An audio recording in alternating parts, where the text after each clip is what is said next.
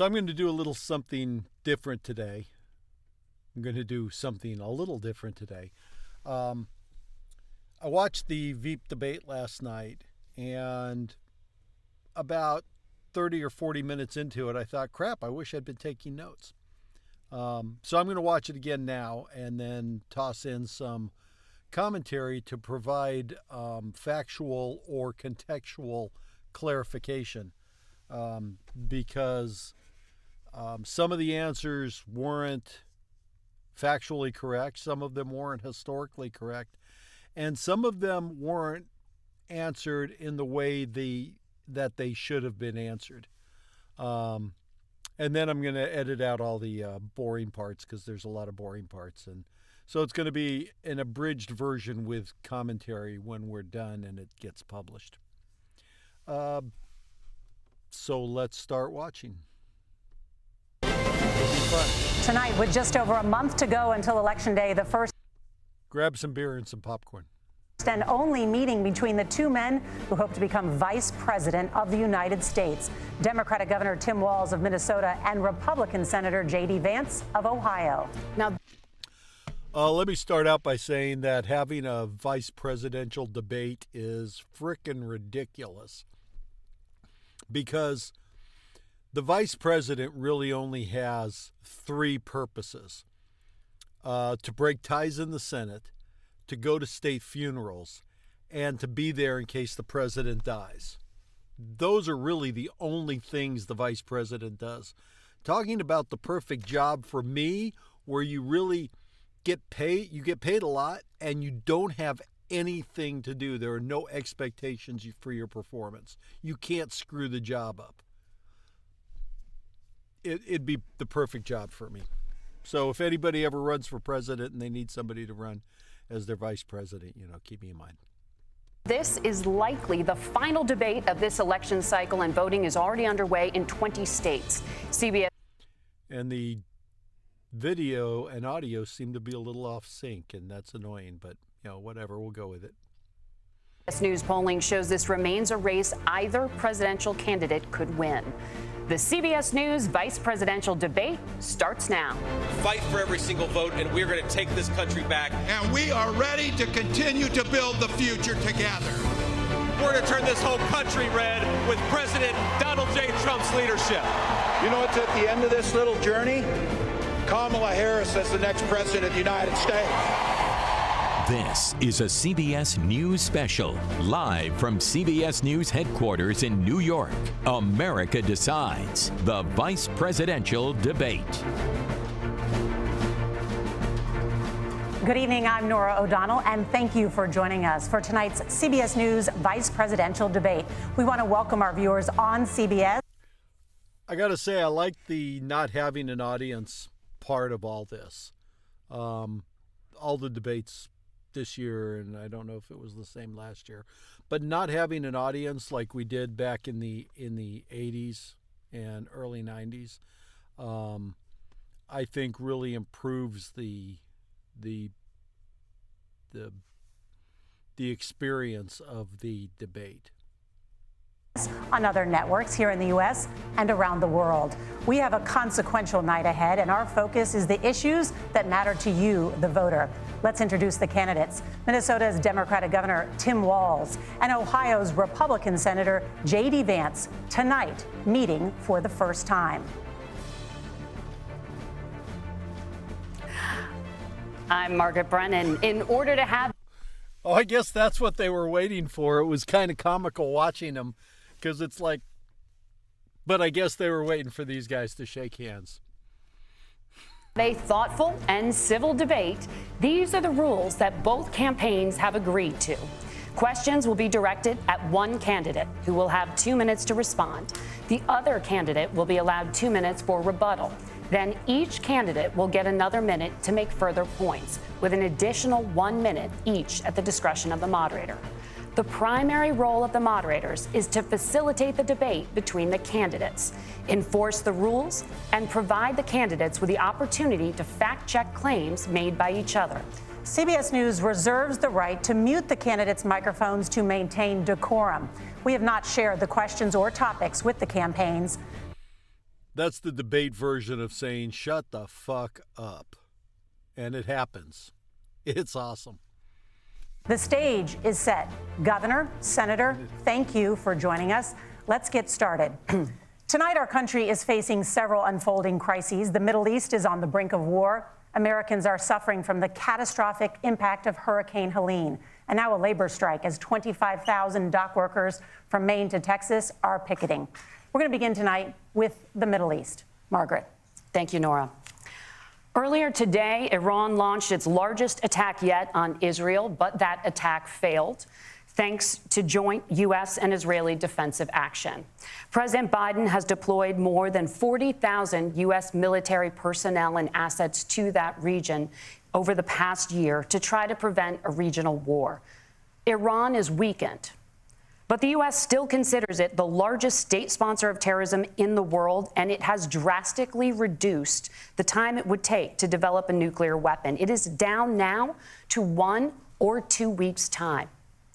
Governor Walz, if you were the final voice in the Situation Room, would you support or oppose a preemptive strike by Israel on Iran? You have 2 minutes. Well, thank you. And thank you for those joining at home tonight. Let's keep in mind where this started. October 7th, Hamas terrorists massacred over 1,400 Israelis and took prisoners. Israel's ability to be able to defend itself is absolutely fundamental. Getting its hostages back, fundamental, and ending the humanitarian crisis in Gaza. But the expansion of Israel and its proxies is an absolute fundamental necessity for the United States to have the steady leadership there. You saw it experienced today, where along with our Israeli partners and our coalition, able to stop the incoming attack. But what's fundamental here is that steady leadership is going to matter. It's clear, and the world saw it on that debate stage a few weeks ago, a nearly 80-year-old Donald Trump talking about crowd sizes is not what we need in this moment. But it's not just that. It's those that were closest to Donald Trump that understand how dangerous he is when the world is this dangerous. His chief of staff, John Kelly, said that he was the most flawed human being he'd ever met. And both of his secretaries of defense and his national security advisors said he should be nowhere near the White House. Now, the person closest to them, Donald Trump, said he's unfit for the highest office. That was Senator Vance. What we've seen out of Vice President Harris is we've seen steady leadership. We've seen a calmness that is able to draw on the coalitions to bring them together, understanding that our allies matter. When our allies see Donald Trump turn towards Vladimir Putin, turn towards North Korea, when we start to see that type of fickleness around holding the coalitions together, we will stay committed. And as the Vice President said today we will protect our forces and our allied forces, and there will be consequences. Governor, your time is up. Senator Vance, the same question. Would you support or oppose a preemptive strike by Israel on Iran? You have 2 minutes. So, Margaret, I want to answer the question. First of all, thanks, Governor. Thanks to CBS for hosting the debate. And thanks, most importantly, to the American people who are watching this evening and caring enough about this country to pay attention to this vice presidential debate. I want to answer the question, but I want to actually give an introduction. He wants to answer the question. He's unable to, but, he wants to.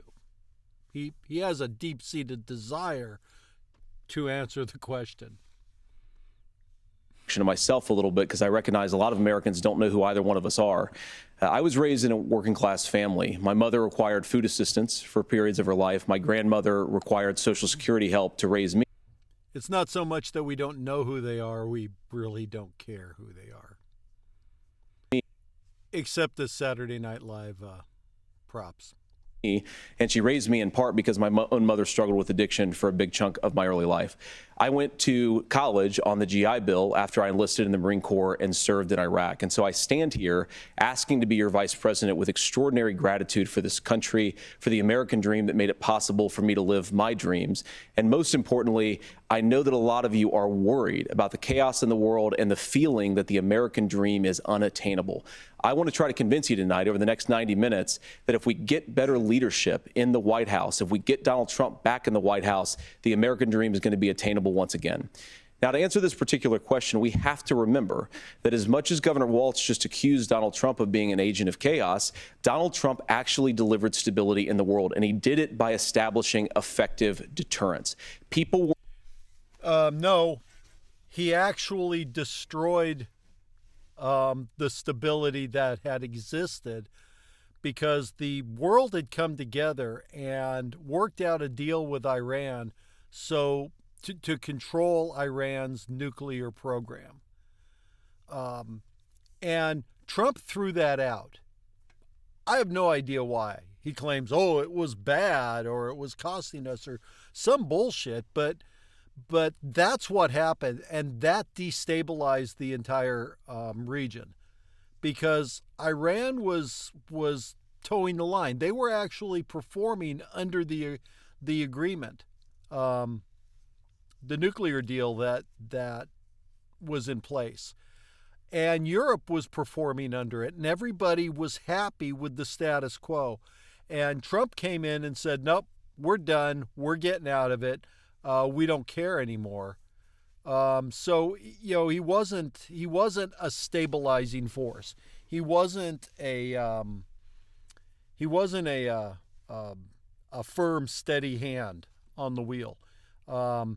He grabbed the wheel and just jerked it over to the side and ran the car off the road. That's what happened with Iran. That's what put us in this situation. We're afraid of stepping out of line. Iran, which launched this attack, has received over $100 billion in unfrozen assets thanks to the Kamala Harris administration. What do they use that money for? They use it to buy weapons that they're now launching against our allies and, God forbid, potentially launching against the United States as well. Donald Trump recognized that for people to fear the United States, you needed peace through strength. They needed to recognize that if they got out of line, the United States global leadership would put stability and peace back in the world. Now, you asked about a preemptive strike, Margaret, and I want to answer the question. Look, it is up to Israel what they think they need to do to keep their country safe, and we should support our allies wherever they are when they're fighting the bad guys. I think that's the right approach to take with the Israel question. Thank you, Senator. Governor Walz, do you care to respond to any of the allegations? Well, look, Donald Trump was in office. We'll sometimes hear a revisionist history, but when Donald Trump was in office, it was Donald Trump who we had a coalition of nations that had boxed Iran's nuclear program in, the inability to advance it.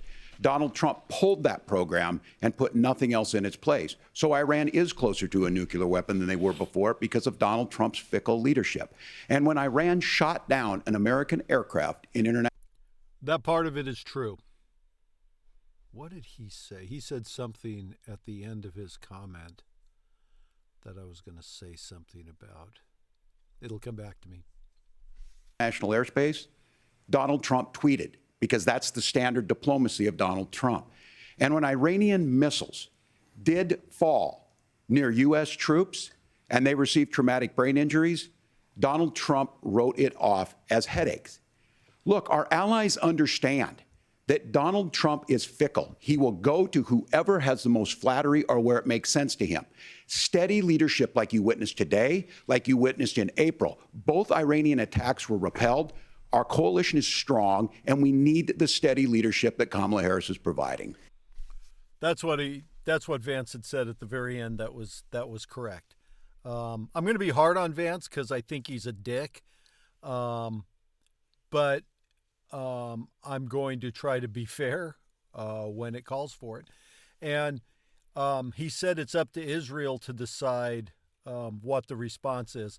And ultimately, you know, with this, if Israel was going to preemptively strike Iran, we wouldn't know about it. They wouldn't tell us. They just do it because that's what they do. The problem is that Israel is acting a lot like Russia, and they're blowing up refugee camps. They're intentionally killing civilians. They're destroying civilian infrastructure. They're blowing up hospitals. They're doing that. They're doing that in Gaza. They're going to start doing it in the West Bank if they haven't started already. And they want to destroy the Palestinian people. They don't just want to eliminate Hamas and Hezbollah. which would be admirable goals. They want to destroy the Palestinian people. This is a case where the oppressed have become the oppressors. And because of World War II, we allow them to do whatever they want. They have license to do whatever they want, and we can't bring ourselves to criticize them, because if we do, we're accused of being anti-Semitic.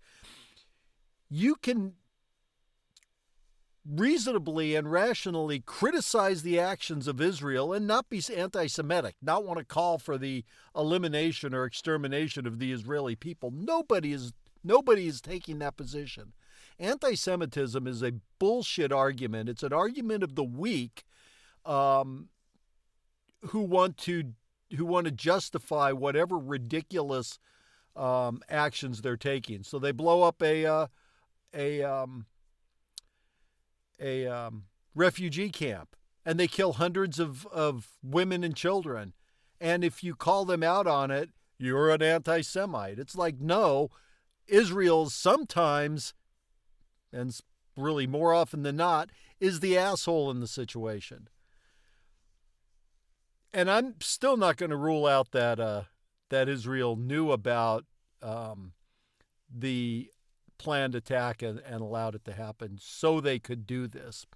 But, that's kind of like a conspiracy theory rabbit hole. And the simplest answer, of course, is that they didn't know about it. But to some extent, their reaction has been extreme. Senator Vance, the U.S. did have a diplomatic deal with Iran to temporarily pause parts of its nuclear program, and President Trump did exit that deal. He recently said, just 5 days ago, the U.S. must now make a diplomatic deal with Iran because the consequences are impossible. Did he make a mistake? You have 1 minute. Well, first of all, Margaret, diplomacy is not a dirty word, but I think that's something that Governor Walz just said is quite extraordinary. You yourself just said Iran is as close to a nuclear weapon today as they have ever been. And Governor Walz, you blame Donald Trump, who has been the vice president for the last 3.5 years. And the answer is your running mate, not mine. Donald Trump consistently made the world more secure. Now, we talk about... He actually didn't. And...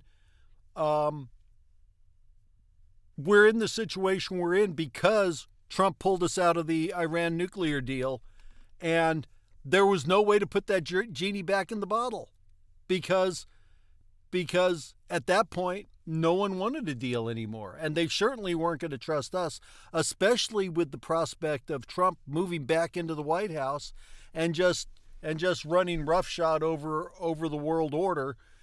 And being primarily driven by his own self-interest and who's going to pay him the money. And that's what the bottom line on Trump being president is.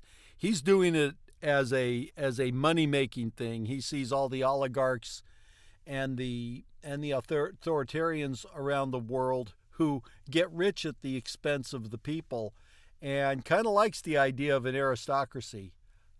Especially if he's the aristocrat, which makes Robinson in North Carolina makes his comment about possibly owning some slaves if slavery was legalized again, kind of comical, because he doesn't realize which side of that transaction he was going to be on. About what the sequence of events that led us to where we are right now, and you can't ignore October the 7th, which I appreciate Governor Walz bringing up. But when did Iran and Hamas and their proxies attack Israel? It was during the administration of Kamala Harris. So Governor Walz can criticize Donald Trump's tweets, but effective, smart diplomacy and peace through strength is how you bring stability back to a very broken world. Donald Trump has already done it once before. And it's disturbing the way these guys, Vance and Trump, continuously talk about wanting the world to fear the United States. It's like, that's not the future, my friend. The future, the diplomacy isn't getting your neighbors to fear you. That's not diplomacy. It's working in a world to make the place a better place. But you're not going to do that because people fear you. And that attitude by itself makes the entire GOP unworthy of holding any kind of office, because that's their mentality. They have a bully mentality, which is really a weak position. It's the position of a weakling and an insecure mindset, and that's kind of disturbing. Ask yourself at home, when was the last time, I'm 40 years old, when was the last time that an American president didn't have a major conflict break out? The only answer is during the 4 years that Donald Trump was president. Gentlemen, we have a lot to get to. Nora? Margaret, thank you. Let's turn now to Hurricane Helene. The storm could become one of the deadliest on record. More than 160 people are dead and hundreds more are missing. Scientists say climate change makes these hurricanes larger, stronger, and more deadly because of the historic rainfall. Senator Vance, according to CBS News polling, 7 in 10 Americans and more than 60% of Republicans under the age of 45 favor the U.S. taking steps to try and reduce climate change. Senator, what responsibility would the Trump administration have to try and reduce the impact of climate change? I'll give you 2 minutes. Sure. So first of all, let's start with the hurricane, because it's an unbelievable, unspeakable human tragedy. I just saw today, actually, a photograph of 2 grandparents on a roof with a 6-year-old child, and it was the last photograph ever taken of them because the roof collapsed and those innocent people lost their lives. And I'm sure Governor Walz joins me in saying our hearts go out to those innocent people, our prayers go out to them, and we want as robust and aggressive as a federal response as we can get to save as many lives as possible, and then, of course, afterwards, to help the people in those communities rebuild. I mean, these are communities that I love. Some of them I know very personally in Appalachia, all across the Southeast. They need their government to do their job, and I commit that when Donald Trump is president again, the government will put the citizens of this country first when they suffer from a disaster. Now, Nora, you asked about climate change. As long as they vote for Trump, which is what Trump said the last time he was president, he was happy to help out Alabama and Mississippi, but California was on their own because they don't vote for Trump. Change. I think this is a very important issue. Look, a lot of people, and of course, all this aid and stuff, all this stuff that he's talking about, Project 2025 wants to destroy all this, right? I mean, they want to get rid of FEMA. They want to cut taxes for the wealthy. They want to shift that entire tax burden over onto the lower and middle class, and then they want to pretty much gut everything the government does for the people, unless the people are really rich, which is none of you, by the way, unless Bill Gates happens to be watching this, and if you are, hi Bill. But this whole idea that the GOP is going to somehow help people, it's not in their financial interest to do that. So they have repeatedly said that's not their priority. People are justifiably worried about all these crazy weather patterns. I think it's important for us, first of all, to say Donald Trump and I support clean air, clean water. We want the environment to be cleaner and safer. But one of the things that I've noticed some of our Democratic friends talking a lot about is a concern about carbon emissions, this idea that carbon emissions drives all of the climate change. Well, let's just say that's true, just for the sake of argument, so we're not arguing about weird science. We're gonna say that's true because it is. So let's just say that's true. Well, if you believe that, what would you want to do? The answer is that you'd want to reshore as much American manufacturing as possible, and you'd want to produce as much energy as possible in the United States of America, because we're the cleanest economy in the entire world. What have Kamala Harris's policies actually led to? More energy production in China, more manufacturing overseas, more doing business in some of the dirtiest.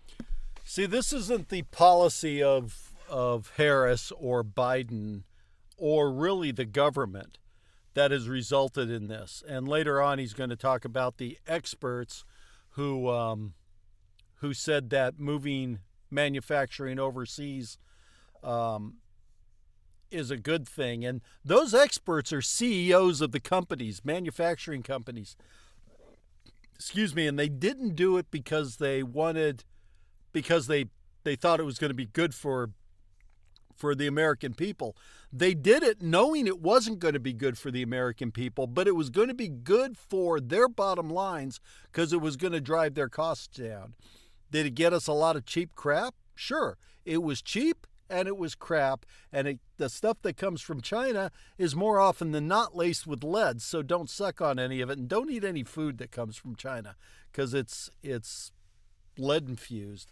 And we were looking at some of the spices from Indonesia and some of the other places, and they were actually painting lead paint on them to make them look pretty so they sold for more. It was freaking insane. So just be careful of what you eat. But this whole idea that offshoring business is a new thing that just happened since 2020 is historically ignorant. This started in the 80s. This is part of the Reagan Revolution that started the offshoring process, moving manufacturing. Why? Because American workers get paid more than they do in other parts of the world, and that costs the businesses money, and that drives their profits down. And if you drive their profits down, then the bonuses for the executives aren't as big, and the dividends for the shareholders aren't as big, and that certainly can't happen. So we're not going to fix this problem we're not going to fix this problem, really. I mean, but ultimately the solution is going to be the third industrial revolution, and the prosuming. That's the thing. I'll do a video on that, but parts of the entire world. And when I say that, I mean the amount of carbon emissions they're doing per unit of economic output. So if we actually care about getting cleaner air and cleaner water, the best thing to do is to double down and invest in American workers and the American people. And unfortunately, Kamala Harris has done exactly the opposite. Governor Walz, you have 2 minutes to respond. Well, we got close to an agreement because all those things are happening. Look, first of all, it is a horrific tragedy with this hurricane, and my heart goes out to the folks that are down there in contact with the governors. I serve as co-chair of the Council of Governors as we work together on these emergency managements. Governors know no partisanship. They work together. So all of the governors and the emergency responders are on the ground. Those happen on the front end.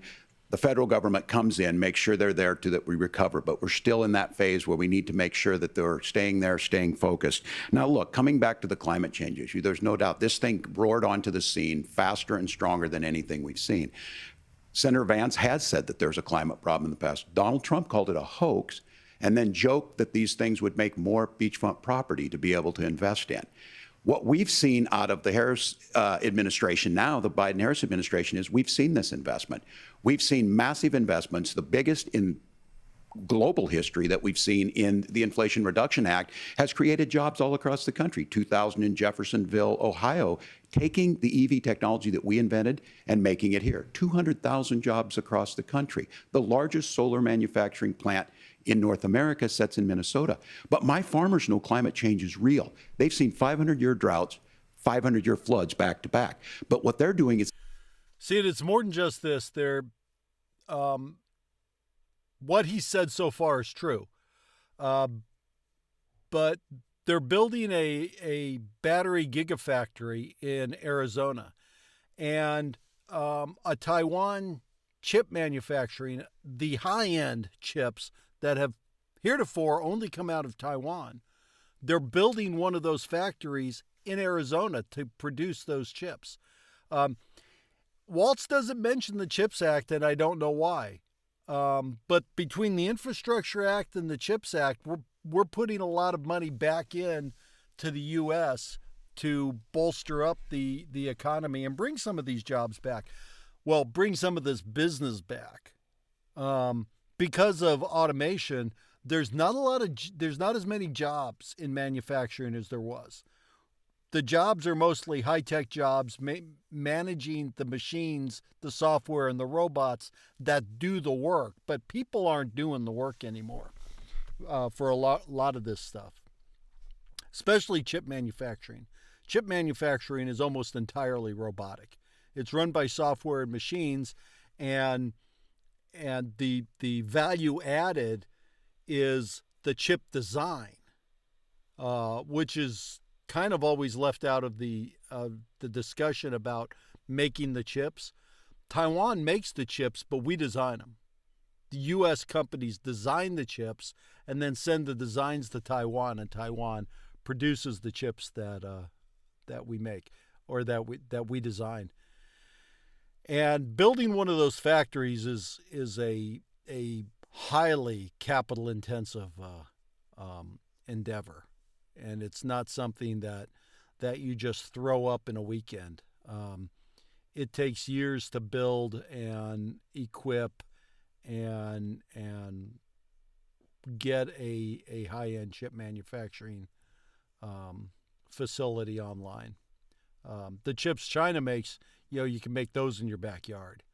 You make those in your garage with a 3D printer. But the ones Taiwan makes, there's a lot more to them.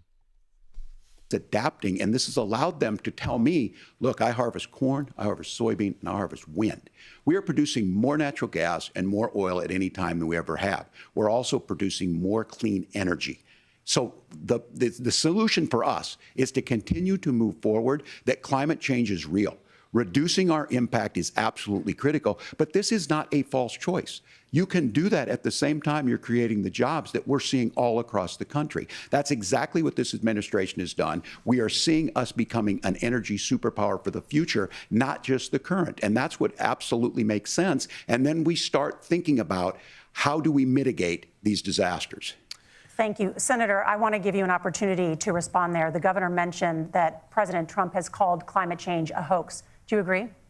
Well, look, what the president has said is that if the Democrats, in particular Kamala Harris and her leadership, if they really believe that climate change is serious, what they would be doing is more manufacturing and more energy production in the United States of America, and that's not what they're doing. So clearly, I have a great sense of deja vu here, mainly because he's just repeating his original answer. He's not like moving the ball forward. Kamala Harris herself doesn't believe her own rhetoric on this. If she did, she would actually agree with Donald Trump's energy policies. Now, something Governor Walz said I think is important to touch upon, because when we talk about clean energy, I think that's a slogan that often the Democrats will use here. And I'm talking, of course, about the Democratic leadership. And the real issue is that if you're spending hundreds of millions or even billions of dollars of American taxpayer money on solar panels that are made in China, number one, you're going to make the economy dirtier. We should be making more of those solar panels here in the United States of America. Some of them are, Tim, but a lot of them are being made overseas in China, especially the components that go into those solar panels. So if you really want to make the environment cleaner, you've got to invest in more energy production. We haven't built a nuclear facility, I think, one in the past 40 years. Senator. Natural gas. Nuclear is a dying technology. It takes 10 years to build a nuclear plant and get it operational.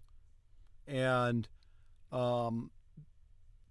there is no long-term payback in building nuclear plants anymore. There are 400, I think, nuclear plants around the world, and they're not going to be replaced when they come offline. As they wear out, they're not going to be replaced because and oil is 150-year-old technology. Petroleum is 150 years old. We're running our economy on obsolete energy solutions. Natural gas makes more sense than refining coal does or refining oil does. Coal makes absolutely no sense. And but we're moving past that so fast that in 10 years, if we don't kill the planet before that, oil is going to become a footnote in history. It's going to be it's a transitional energy source, and in the next 10 years, we are going to have fully transitioned past that, because solar technology is still in the exponential growth stage, and the panels are becoming more and more efficient. And that's what really is going to drive the technology, is making the panels more efficient at producing electricity. That and you know, solar doesn't work everywhere. Wind doesn't work everywhere all the time. But solar and wind together work all the time, everywhere.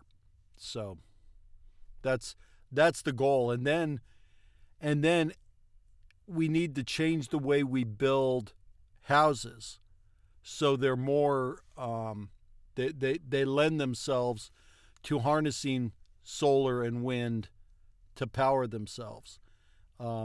And then each house is going to become its own generator. There's no longer going to be a grid. And that's the future. You know, that's the third industrial revolution future, is each person being their own energy producer. And to the extent there's a grid, everybody's going to connect to the grid and be a provider to the grid. And that will redistribute the power to places it's needed. When you have an excess, then you draw some when you don't. And you know, it's more of a collaborative sharing economy than you know, the vertically integrated petroleum industries we've had for literally 150 years, the second industrial revolution business model, because it's dying. And you know, capitalism, as everybody loves to embrace it, it was a transitional economic theory, and it is at the end of its life cycle. Petroleum, capitalism, it's all at the end of its life cycle. And this isn't like a communist screed. This is the economic and technological reality of the future. Got to invest more in it. Kamala Harris has done the opposite. That's raised energy prices and also meant that we're doing Senator, worse by the climate. Senator, your time is up. Governor, would you like to respond? Well, look, we're producing more natural gas than we ever have. There's no moratorium on that. We're producing more oil. But the folks know, and like I said again, these are not liberal folks. These are not folks that are Green New Deal folks. These are farmers that have been drought one year, massive flooding the next year. They understand that it makes sense. The Green New Deal is misunderstood, and I'm going to be doing a video on that too. The Green New Deal is not some kind of weird socialist takeover of the economy. It's the realization that we're moving into the third industrial revolution, and that the way society is structured, the way the economy operates, is fundamentally going to change. Which it does periodically, and we are at one of those periods. We are at the end of the vertically integrated capitalist model, and we are transitioning into the global collaborative model, and the more we fight it, the messier and more painful it's going to be, but it's not going to stop it. All we're going to do is slow it down. And the more we try to slow it down, the more painful and harmful it's going to be for regular people. Because technology is making the class structure everywhere. In India, I'm looking at you dumbasses. How do you still have castes? But technology is making all of that obsolete. And that's what we have to embrace. And that's kind of the point of my channel, right? Is the move to the new world. Because we're actually shifting paradigms right now. Which everybody says, oh, it's a paradigm shift. It's like, you don't understand what a paradigm shift is. They don't happen very often, but they're happening right now, and it's going to be going on for the next 75 years. And by this time, next century, the planet's going to be completely different. We're either going to be in a Star Trek kind of future, or we're going to be in a Mad Max kind of future. And this century is the one that's going to decide that, and we are the ones who are going to make a future happen. We just have to make sure we make the correct future happen, because it's either the space. It's either us moving into a galactic civilization or us moving into a Stone Age civilization, and countries like Iran and China and Russia need to be dealt with, not militarily. They need to be dealt with economically and diplomatically, but they need to be isolated and we, it's kind of the Mormon attitude of shunning people, or the Amish, maybe it's the Amish, but that's what we need to do to a lot of the world, is we need to shun them to the extent that they're not becoming part of the global solution. And that's where we're at. And as the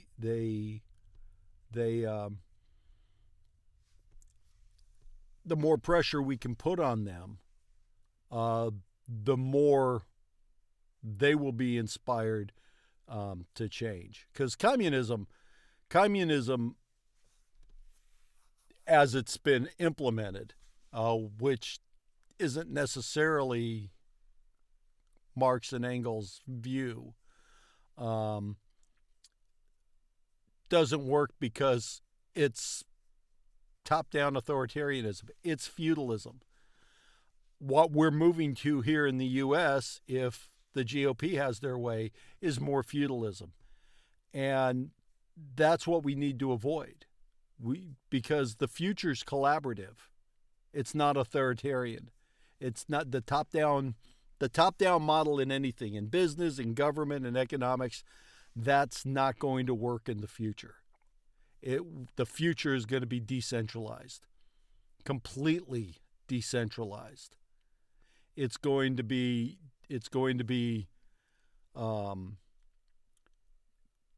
people interacting with people, and then those groups of people interacting with other groups. But manufacturing with 3D printers is going to become a completely local activity.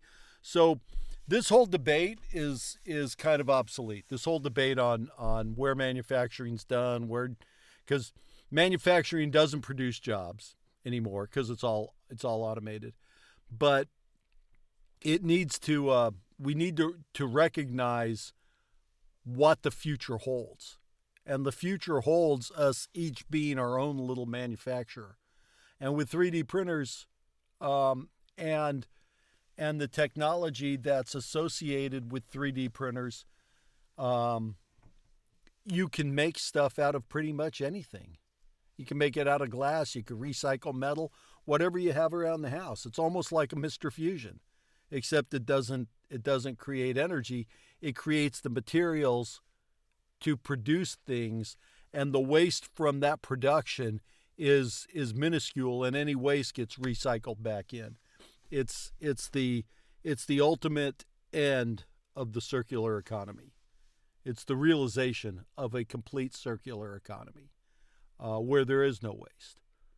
Waste becomes the feedstock for the next round of manufacturing. Then you only produce what you want. The entire model we have now is based on consumption, which means they've got to make this crap so it breaks, so it's no good. It can't be good anymore. So they make a lot of crap that they know is not going to last because it can't. If it does last, there's no money in it. There's no future in it, right? when we become our own producers and we start making our own stuff, we can make stuff that will last for almost ever because we only have to make one.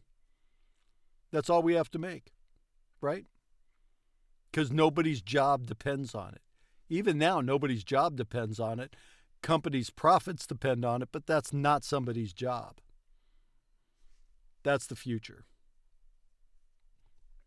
Look, our number one export cannot be topsoil from erosion from these massive storms. We saw it in Minnesota this summer. And thinking about how do we respond to that, we're thinking ahead on this. And what Kamala Harris has been able to do in Minnesota, we're starting to weatherproof some of these things. The infrastructure law that was passed allows us to think about mitigation in the future. How do we make sure that we're protecting by burying our power lines? How do we make sure that we're protecting lakefronts and things that we're seeing more and more of? But to call it a hoax and to take the oil company executives to Mar-a-Lago, say, give me money for my campaign, and I'll let you do whatever you want.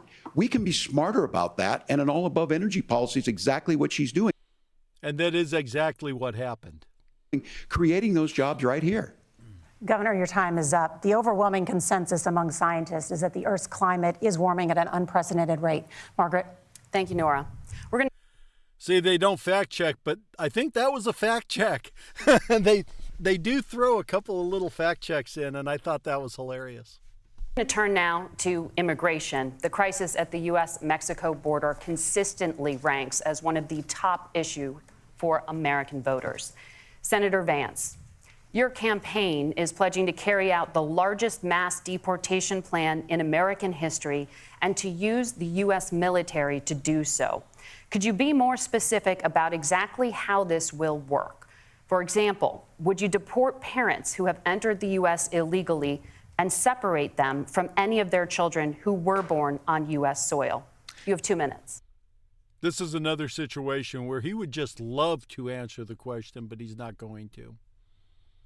So first of all, Margaret, before we talk about deportations, we have to stop the bleeding. We have a historic immigration crisis because Kamala Harris started and said that she wanted to undo all of Donald Trump's border policies. 94 executive. We don't have a historic border problem. The border is really not a problem. And right now, October 2nd or 3rd, whatever today is, 24, there is absolutely no problem on the border right now. None. The border's not a problem. Immigration's not a problem. Immigration is a tool that's been used by the right since 1980 to propel their ideology of fear, which people have bought into, and I don't know why. But immigration is not an issue. We were built on immigrants. My grandfather came over to the U.S. from Italy. My grandmother, my dad's family is Italian. My mom's family's British and Scottish and Irish, and they all came over in the 1800s from England. That's what we are. You know, this is kind of the libertarian view of let peaceful people cross borders freely. I mean, worldwide. That's the whole basis of the European Union, right? They basically turned Europe into one big political institution where you can freely move from Germany to France to Italy to Spain, previously to London, but not anymore because the British are idiots, and they're starting to realize that. But it's the same situation we have here now. Previously, we had been able to freely move between the U.S., Canada, and Mexico, but that ended in the Trump era, when Trump kind of told Canada and Mexico, go screw yourselves. So they said, fine, we will put barriers into into Americans coming over. and it's kind of sad. There's no reason why we don't freely move between the U.S., Canada, and Mexico. And ultimately, that's where we're headed, is going to be free movement around the planet. You want to go somewhere, you just go. You don't have to worry about visas. You don't have to worry about any of that. And the idea that this is a new thing with this massive problem is disingenuous. To say it nicely, it's a lie.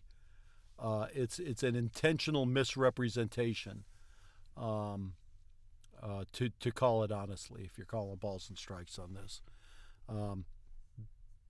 we could have a lot of the crap he's going to complain about. There was a bipartisan bill in the spring to fix immigration,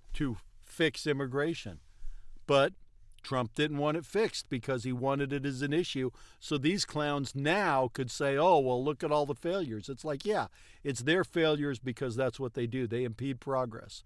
That's what conservatives do. You have progress, and you have regress. And the GOP, the right, the political right, is always the conservatives, maintaining the status quo. Whatever the status quo happens to be, although they want to roll the status quo back to a previous time when women and minorities were property. But you know, I forgot where I was going. It'll come back. Orders suspending deportations, decriminalizing illegal aliens, massively increasing the asylum fraud that exists in our system. That has opened the floodgates. And what it's meant is that a lot of fentanyl is coming into our country. I had a mother who struggled with opioid. See, this is a false equivalency. Immigration and contraband movement are not the same issue. And you can control fentanyl without complaining about immigration. This is more of the fear-mongering and making immigrants the bad guys and the scapegoats, because any authoritarian system needs a boogeyman, and it's immigrants for these clowns. And it's inhumane. The whole way we handle immigration is inhumane. And to some extent, we need to do more internationally to change the conditions in other parts of the world that prompt people to leave and come to the U.S. But they're coming here because they want to work. If it wasn't for immigrants, there would be no agricultural industry in this country. The entire agricultural industry is handled by immigrant labor, mostly illegal immigrant labor.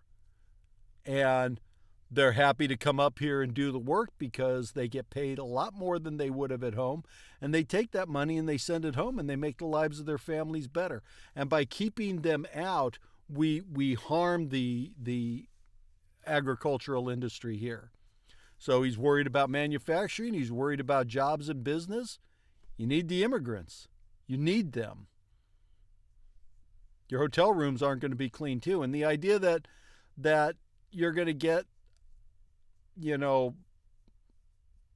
Americans, some white people, to go down and pick avocados in California or oranges in Florida. You're not going to do that. They're not going to do that. If they were, we'd have a different situation. But we need the immigrant labor because Americans won't do those jobs. There are jobs that they just won't do, right? I mean, that's kind of the sad bottom line. Primarily because, and that's what drives the industry, is the low labor costs. They're paid off the books, they're off the book labor, and they can get paid we pay them less, and they pay them piecemeal. But we do that, and that's what keeps produce costs low. You want to change what we pay in the grocery store? Then we can mainstream the agricultural industry and then start paying the workers living wages. And your broccoli's going to go up, and then they're going to complain, oh, the broccoli's going up. It's like, well, yeah, that's what happens. That's going to change in the future as we move more to collective, collaborative, co-op kind of agriculture and farming. And has gotten clean. I don't want people who are struggling with addiction to be deprived of their second chance because Kamala Harris let in fentanyl into our communities at record levels. So you've got to stop the bleeding. You've got to re-implement Donald Trump's border policies, build the wall, re-implement deportations. And that gets me to your point, Margaret, about what the wall is a stupid idea. What do we actually do? So we've got 25 million illegal aliens who are here in the country. What do we do with them? I think the first thing that we do is we start with the criminal migrants. About 1 million of those people have committed some form of crime in addition to crossing the border illegally. Yeah, some form of crime like jaywalking or some other bullshit crime they've been charged with merely because they're migrants. And that's what happens in Arizona and Florida and New Mexico and Arizona, or in I guess I said Florida, Texas.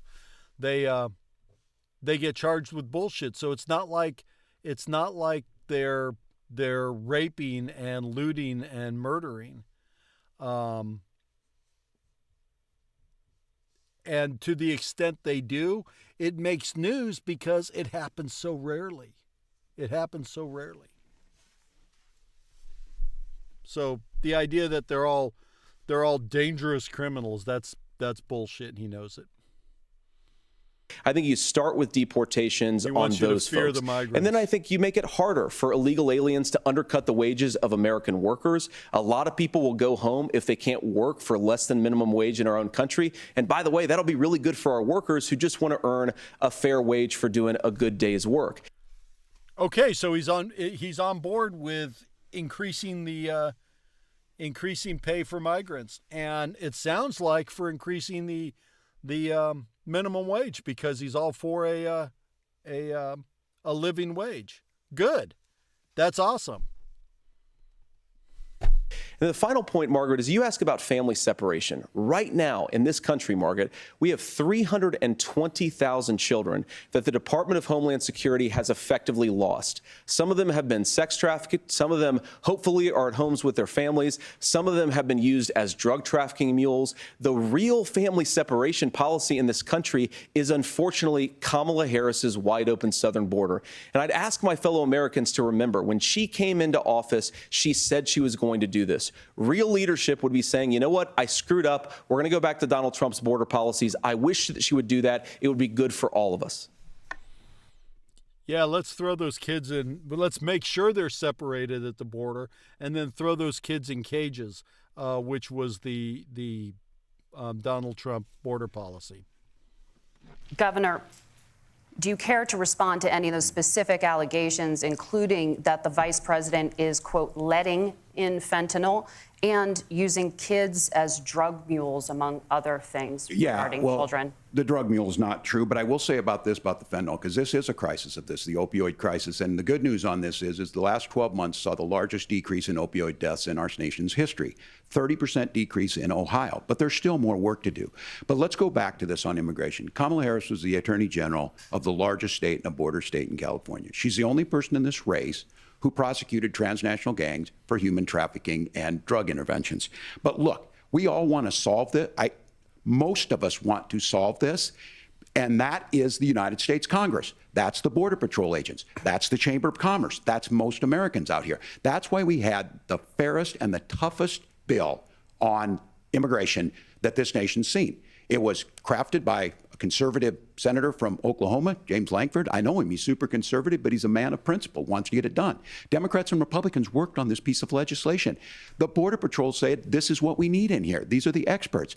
And the Chamber of Commerce and the Wall Street Journal said, pass this thing. Kamala Harris helped get there. 1,500 new border agents, detection for drugs, DOJ money to speed up these the adjudications on this, just what America wants. But as soon as I was getting ready to pass and actually tackle this, Donald Trump said no, told them to vote against it because it gives him a campaign issue. It gives him to, what would Donald Trump talk about? That's exactly what happened. Trump called McConnell and I don't know if Johnson had been speaker at that point or if it was still what's his name, the guy before that. But he told him, kill the bill because I want it to be, told them, I want it to be a campaign issue and we can't fix the problem now. So that's absolutely correct. If we actually did some of these things, and they need to be done by the legislature. You can't just do this through the executive branch. So look, we have the options to do this. Donald Trump had 4 years.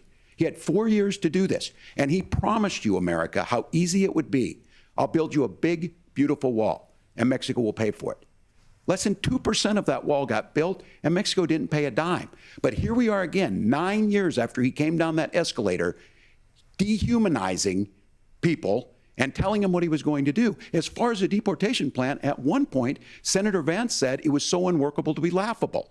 So that's where we're at. Pass the bill, she'll sign it. Governor, your time is up.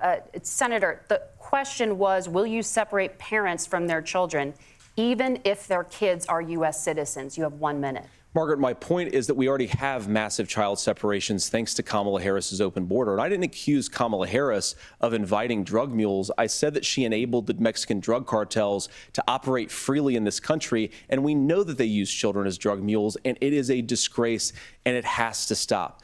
Look, I think what Tim said just doesn't pass the smell test. For 3 years, Kamala Harris went out bragging that she was going to undo Donald Trump's border policy. She did exactly that. We had a record number of illegal crossings. We had a record number of fentanyl coming into our country. And now that she's running for president, or a few months before, she says that somehow she got religion and cared a lot about a piece of legislation. The only thing that she did when she became the vice president, when she became the appointed border czar, was to undo 94 Donald Trump executive actions that opened the border. This problem is leading to massive problems in the United States of America. Parents who can't afford health care, schools that are overwhelmed. It's got to stop, and it will when Donald Trump is president again. Senator, your time is up. Governor, what about our CBS News polling, which does show that a majority of Americans, more than 50%, support mass deportations? Look, we fix this issue with a bill that is necessary, but the issue on this is what happens when you don't want to solve it. You demonize it. And we saw this, and Senator Vance, and it surprises me on this, talking about and saying, I will create stories to bring attention to this. That vilified a large number of people who were here legally in the community of Springfield. The Republican governor said, it's not true, don't do it. There's consequences for this. There's consequences. We could come together. Senator Lankford did it. We could come together and solve this if we didn't let Donald Trump continue to make it an issue. And the consequences in Springfield were the governor had to send state law enforcement to escort kindergartners to school. I believe Senator Vance wants to solve this, but by standing with Donald Trump and not working together to find a solution, it becomes a talking point. And when it becomes a talking point like this, we dehumanize and villainize other human beings. Tim, Governor. And it's kind of notable to point out that Vance had been a never-Trumper. He had said that Trump was a lot like Hitler. But then somehow he got religion because it put him into a position of power, more power than Thiel had put him in when he placed him in the Senate. And so now, it's all cool being worse than Hitler and whatever else Vance had said about Trump. And Vance was not a big fan of Trump. He was a never-Trumper. But now, he's all on board. So, there's that. Governor, your time is up. Senator, I'll give you 1 minute, but let me just ask you the question first. The governor has made the point, and I think as a sitting lawmaker, you know that Congress controls the purse strings and any funding. So you have said repeatedly that Donald Trump would, through executive action, solve this. Do you disagree that Congress controls the purse strings and would need to support many of the changes that you would actually want to implement? You have 1 minute. Look, Margaret, first of all, the gross majority of what we need to do at the southern border is just empowering law enforcement to do their job. I've been to the southern border more than our borders are. Kamala Harris has been. And it's actually heartbreaking because the Border Patrol agents, they just want to be empowered to do their job. Of course, additional resources would help, but most of this is about the president and the vice president empowering our law enforcement to say, if you try to come across the border illegally, you've got to stay in Mexico, you've got to go back through proper channels. Now, Governor Walz brought up the community of Springfield, and he's very worried about the things that I've said in Springfield. Look, in Springfield, Ohio, and in communities all across this country, you've got schools that are overwhelmed. You've got hospitals that are overwhelmed. You have got housing that is totally unaffordable because we brought in millions of illegal immigrants to compete with Americans for scarce homes. The people that I'm most worried about in Springfield, Ohio, are the American citizens who have had their lives destroyed by Kamala Harris's open border. It is a disgrace, Tim. And I actually think, I agree with you. I think you want to solve this problem, but I don't think that Kamala Harris does. Senator, your time is up. Governor, you have 1 minute to respond. Yeah, well, it is law enforcement that asked for the bill. They helped craft it. They're the ones that supported it. That's because they know we need to do this. Look, this issue of continuing to bring this up, of not dealing with it, of blaming migrants for everything. On housing, we could talk a little bit about Wall Street speculators buying up housing and making them less affordable, but it becomes a blame. Look, this. And that's why housing is unaffordable. It's because hedge funds are raising billions of dollars and buying up houses, the bread and butter houses, the entry-level houses.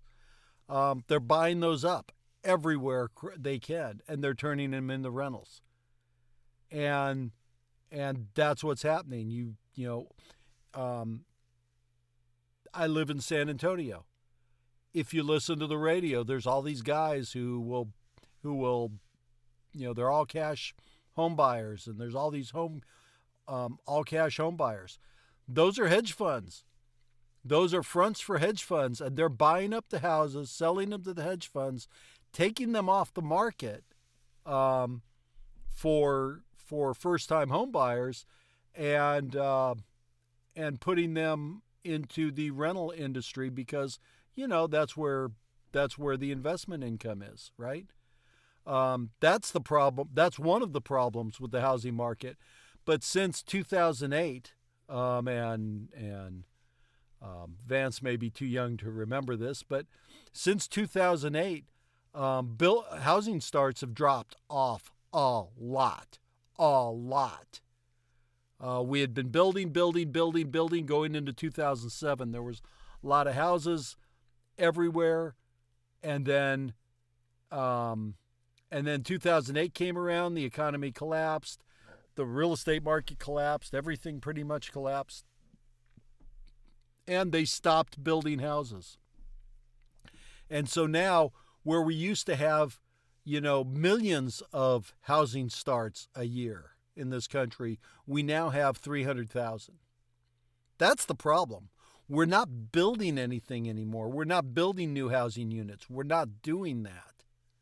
And when they do build housing units, a lot of them are build to rent. They're building them with the intent of making rentals out of them. They're not building them for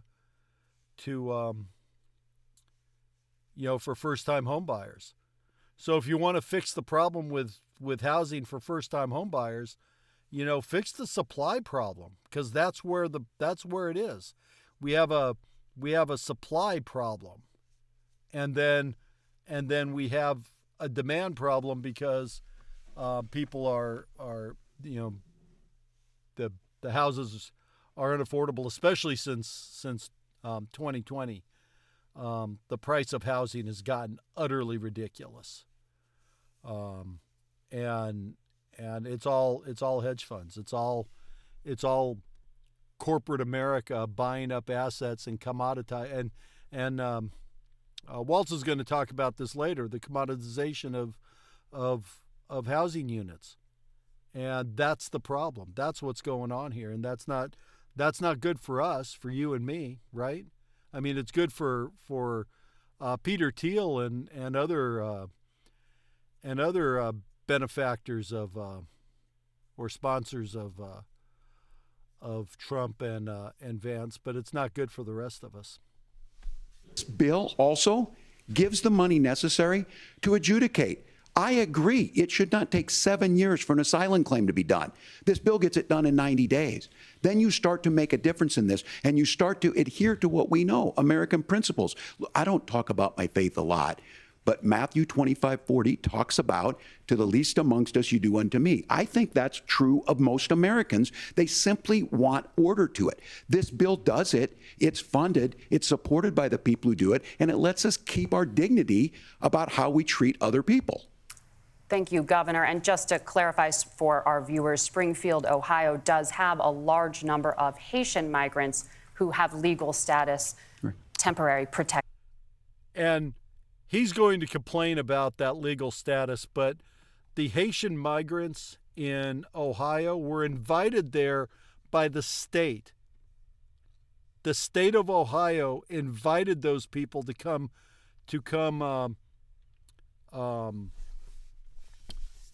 and settle in Ohio because Ohio needed the workers. They need the workers, so they imported them. That's what you do, right? I mean, you need something, you go out and you find it. They did. So all these Haitians that he's about to complain about, he's about to complain that they've just recently come in because of some bullshit he thinks that Harris did. That's not true. They came in there in 2015 and 2016 and 2017. That's when all those Haitians came in. They've been there for 10 or 15 years. The ones that are eating the dogs, eating the cats. They're eating the pets of the people who live there. Well, Margaret, but thank you, Senator. We have so much to get to. Margaret, I think it's important because we're going to turn now to the economy. Thank you, Margaret. The rules were that you guys weren't going to fact check, and since you're fact checking me, I think it's important to say what's actually going on. So there's an application called the CBP One app, where you can go on as an illegal migrant, apply for asylum or apply for parole, and be granted legal status at the wave of a Kamala Harris open border wand. That is not a person coming in, applying for a green card and waiting for 10 years. That is the facilitation of illegal immigration, Margaret, by our own leadership. Thank you, Senator, for describing the legal process. We have so much to get to, Senator. Those laws have been on the books since 1990. Thank you, gentlemen. The CBP One app has not been on the books since 1990. It's something. See, they just got to the shut the fuck up part of this, and it's hilarious because they're still yapping away, but now it's fallen into the background. And I love the look on her face. It's like, oh, you dumbass, just shut the fuck up. Gentlemen, they can't hear you. The audience can't hear you because your mics are cut. We have so much we want to get to. Thank you for explaining the legal process. Nora. Thank you, Margaret. But everything Vance said about that was bullshit. The economy is a top concern for voters. Each of your campaigns has released an economic plan, so let's talk about the specifics. Governor Walz, Vice President Harris unveiled a plan that includes billions in tax credits for manufacturing, housing, and a renewed child tax credit. The Wharton School says your proposals will increase the nation's deficit by $1.2 trillion. How would you pay for that without ballooning the deficit? Governor, I'll give you 2 minutes. Yeah, thank you. And Kamala Harris and I do believe in the middle class because that's where we come from. We both grew up in that. We understand. So those of you out there listening tonight, you're hearing a lot of stuff back and forth, and it's good. It's healthy. That's what this is supposed to happen. You should be listening. How's this going to impact me? The bold forward plan that Kamala Harris put out there is talking about this housing issue. The one thing is there's 3 million new houses proposed under this plan with down payment assistance on the front end to get you in a house. A house is much more than just an asset to be traded somewhere. It's foundational to where you're at. And then making sure that the things you buy every day, whether they be prescription drugs or other things, that there's fairness in that. Look, the $35 insulin is a good thing, but it costs $5 to make insulin. They were charging $800 before this law went into effect. As far as the housing goes, I've seen it in Minnesota. 12% more houses in Minneapolis, prices went down on rent 4%. It's working. And then making sure tax cuts go to the middle class. $6,000 child tax credit, we have one in Minnesota, reduces childhood poverty by a third. We save money in the long run, and we do the... He doesn't go far enough here. It's like, yeah, we need to cut taxes for the lower and middle class because they don't have the money. Yeah, but you cut taxes a little for the lower and middle class, it has a much greater impact on their lives than cutting taxes for the rich. You have to cut them a lot more to have the same magnitude of impact. But we also need to start taxing corporations and the super wealthy. And, you know, the right always talks about how great it was during the 50s and 60s. It's like, fine, let's bring back the 50s and 60s tax code.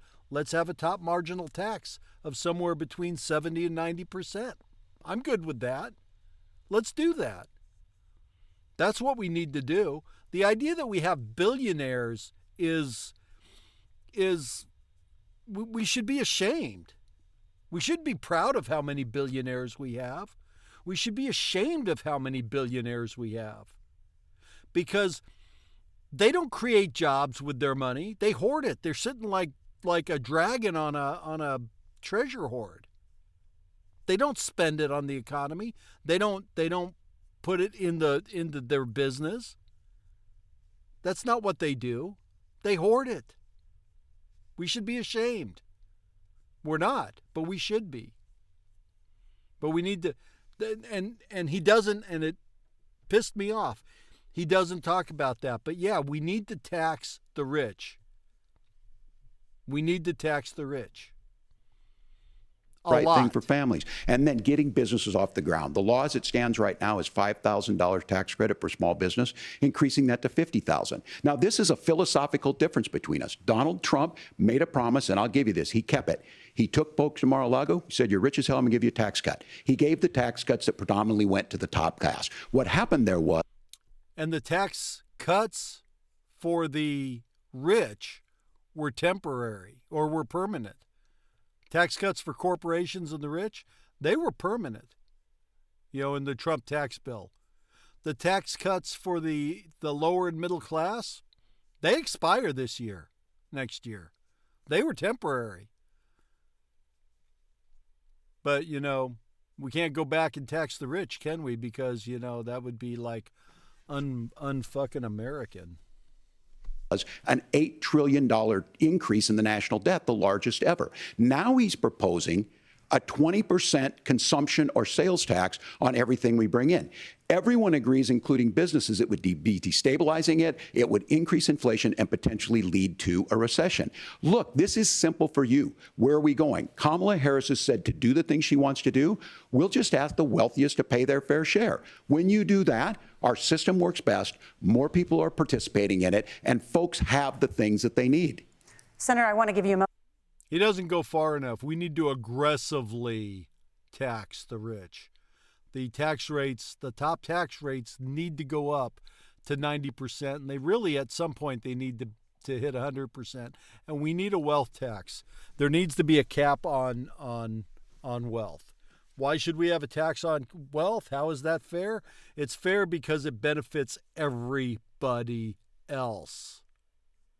Is it fair to the billionaires? No, but screw them. Seriously. Because that's their attitude towards you. Their attitude towards you is screw you.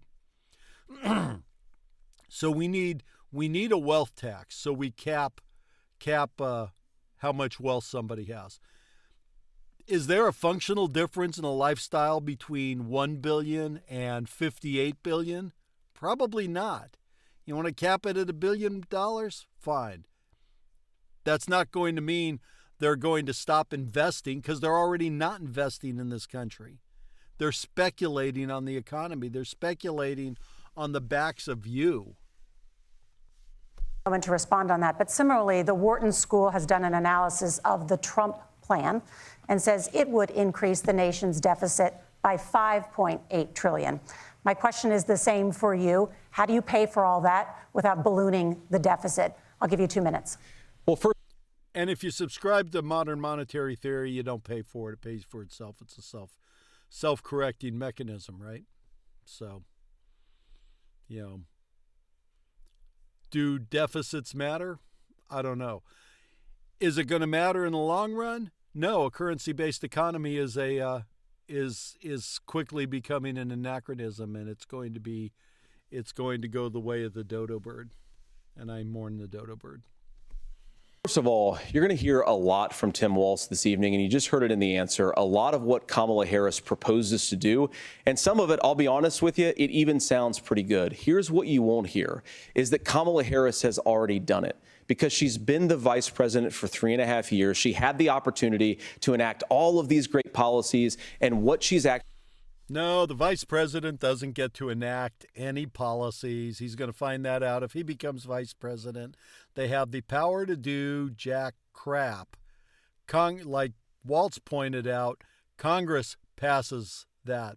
Congress sets policy. Congress does all that.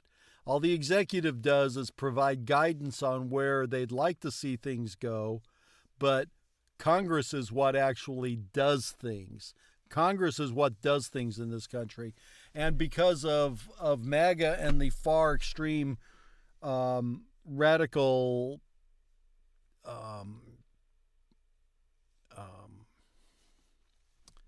right, I can't think of the other word I want to use. It's, presenile dementia. The Congress has fallen down on their job to actually manage the country, which is what they're supposed to do. They're supposed to run the country. Congress runs the country, not the president, not the executive branch. That's not the way this system works. But Congress doesn't do it anymore. Congress is all in on, or at least the right half of Congress, is all in on the unitary executive principle and making sure that we move closer to an aristocracy than we already are. And that's not going to be good for you, whoever you are. I don't care who you vote for. Actually done instead is drive the cost of food higher by 25%. I do care who you vote for. I don't want you to vote for this clown, Trump Vance, because that's not good for America. And this is literally not good for America because Trump really, really, really, really, really loves people like Orban, who actually has tempered his views after he nearly lost the last election, because they actually have elections in Hungary. But he loves Putin and Kim where they don't have, and Xi, where they don't have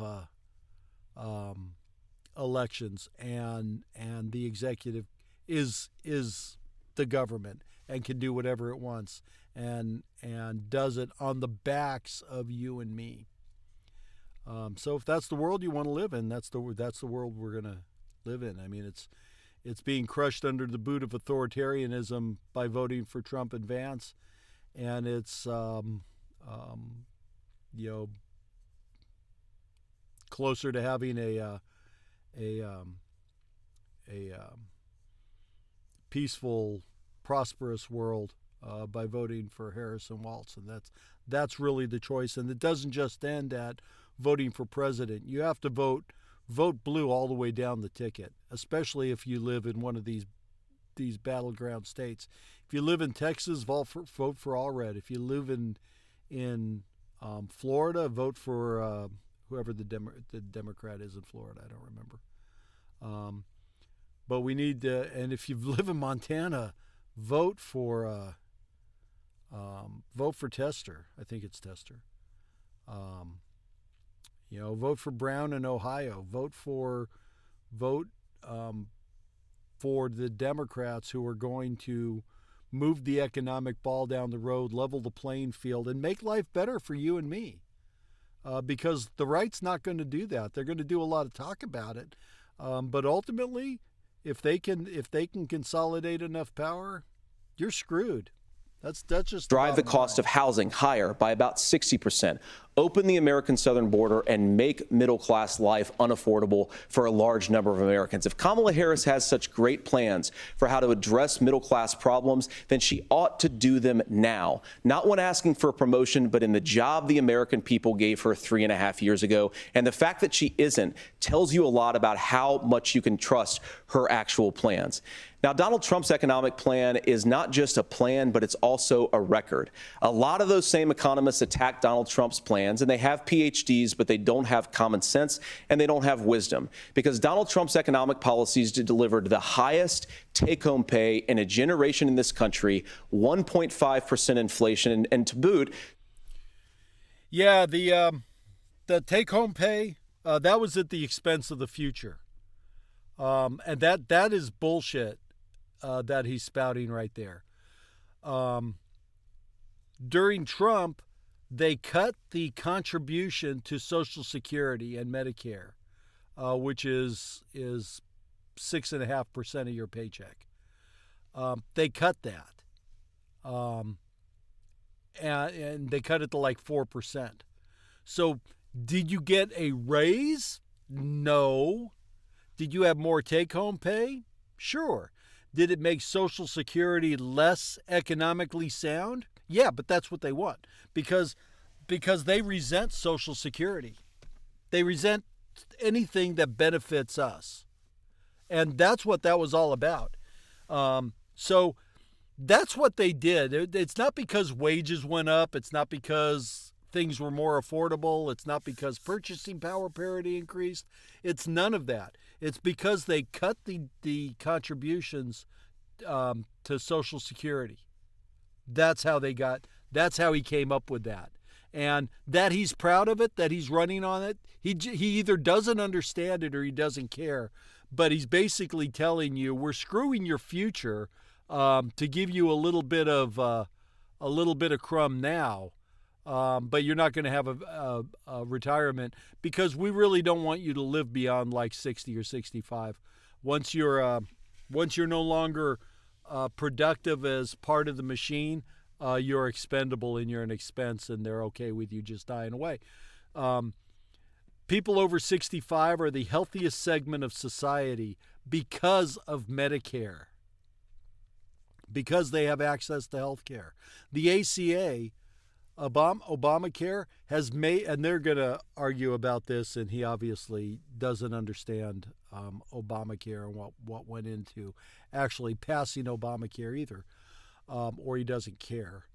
But that has made people more healthy because they have easier access to actual doctors. The problem is we don't have enough primary care. We incentivize health care wrong. We incentivize specialists. So we want people to be sicker so these specialists make more money, because God forbid somebody doesn't make money at your expense, even if it's your health expense. We need to put money into primary care. Primary care needs to be the highest paid specialty in medicine, and it's not.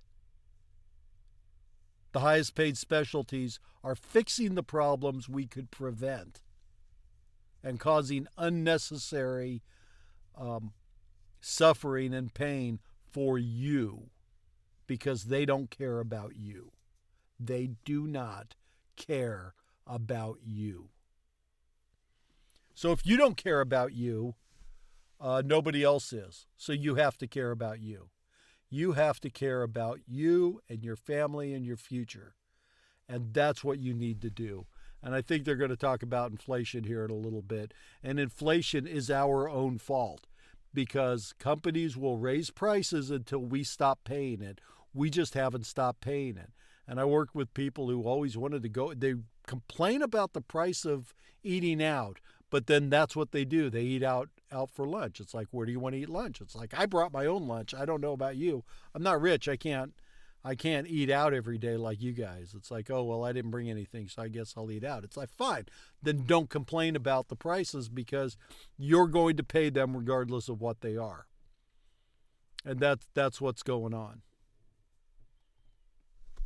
Peace and security all over the world. So when people say that Donald Trump's economic plan doesn't make sense, I say, look at the record. He delivered rising take-home pay for American workers.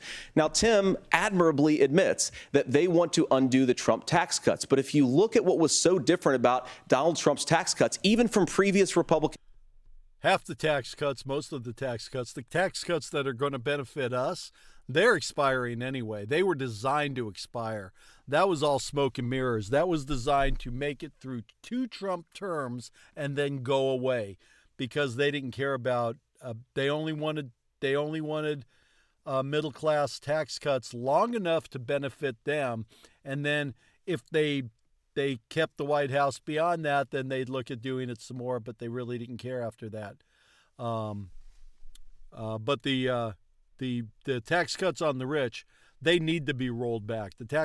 We need to tax the shit out of the rich, and these clowns are going to say, oh, well, then they'll leave. It's like, where the hell are they going to go? Seriously, where are they going to go? There's nowhere for them to go. They are going to stay right where they are, and if we raise their taxes, they're going to pay them, because they're going to have no choice. Where are they going to go? To the extent they can move money to the Caymans or to the Isle of Man, they've already done that. But they can't move all their wealth there. They can't move all their money there. That's a self-limiting escape plan. Tax cut plans is that a lot of those resources went to giving more take-home pay to middle-class and working-class Americans. It was passed in 2017, and you saw an American economic boom unlike we've seen in a generation in this country. That is a record that I'm proud to run on, and we're getting... The economy actually slowed down. It had been slowing down going into Trump, and it slowed down faster until ultimately it collapsed in 2020 because of their mismanaging of the pandemic. But this whole idea that the economy was going gangbusters, and when he says the economy, when the GOP talks about the economy, they talk about the stock market. The stock market's not the economy. The economy is what you spend your money on at the grocery store and at the department store and at the gas station. That's the economy. But that's not what he's talking about. That's not what he's talking about. He's talking about the stock market, which is making his buddies and benefactors and sponsors rich. Going to get back to that common sense wisdom so that you can afford to live the American dream again. I know a lot of you are struggling. I know a lot of you are worried about paying the bills. It's going to stop when Donald Trump brings back common sense to this country. Governor, do you want to respond to that? What has Kamala Harris done for the middle class? Yeah, well, Kamala Harris's day one was Donald Trump's failure on COVID that led to the collapse of our economy. We were already before COVID in a manufacturing recession, but 10 million people out of work, largest percentage since the Great Depression. 9 million jobs closed on that. That was day one, whether it was the Infrastructure Act or other things we moved. Now, you made a question about experts, said this. I've made a note of this. Economists can't be trusted. Science can't be trusted. National security folks can't be trusted. Look, if you're going to be president, you don't have all the answers. Donald Trump believes he does. My pro tip of the day is this. If you need heart surgery, listen to the people at the Mayo Clinic in Rochester, Minnesota, not Donald Trump. And the same thing goes with this. And I ask you out there, teachers, nurses, truck drivers, whatever, how is it fair that you're paying your taxes every year and Donald Trump hasn't paid any federal tax in the last 15 years, and the last year as president? That's what's wrong with the system. There's a way around it, and he's bragged about that. We're just asking for fairness in it, and that's all you want. You have a minute. Governor, you say trust the experts. But those same experts for 40 years said that if we shipped our manufacturing base off to China, we'd get cheaper goods. They lied about... No. They didn't lie. They were right. If we shipped the manufacturing jobs out, we would get cheaper goods. We did get cheaper goods, but those aren't experts. Those were the CEOs. That was business that wanted to do that because it was good for their bottom line. This whole diatribe he's about to go into, it's all bullshit. None of it is true. None of it is based in fact or reality. It lives in some fantasy world. But then he said, he'll make shit up because, he can. And, 30% of us will just accept it. That they said if we shipped our industrial base off to other countries, to Mexico and elsewhere, it would make the middle class stronger. They were wrong about that. They were wrong about the idea that if we made America less self-reliant, less productive in our own nation, that it would somehow make us better off, and they were wrong about it. And for the first time in a generation, Donald Trump had the wisdom and the courage to say to that bipartisan consensus, we're not doing it anymore. We're bringing American manufacturing back. We're unleashing American energy. We're going to make more of our own stuff. And this isn't just an economic issue. I mean, I've got 3 beautiful little kids at home, 7, 4, and 2, and I love them very much, and I hope they're in bed right now.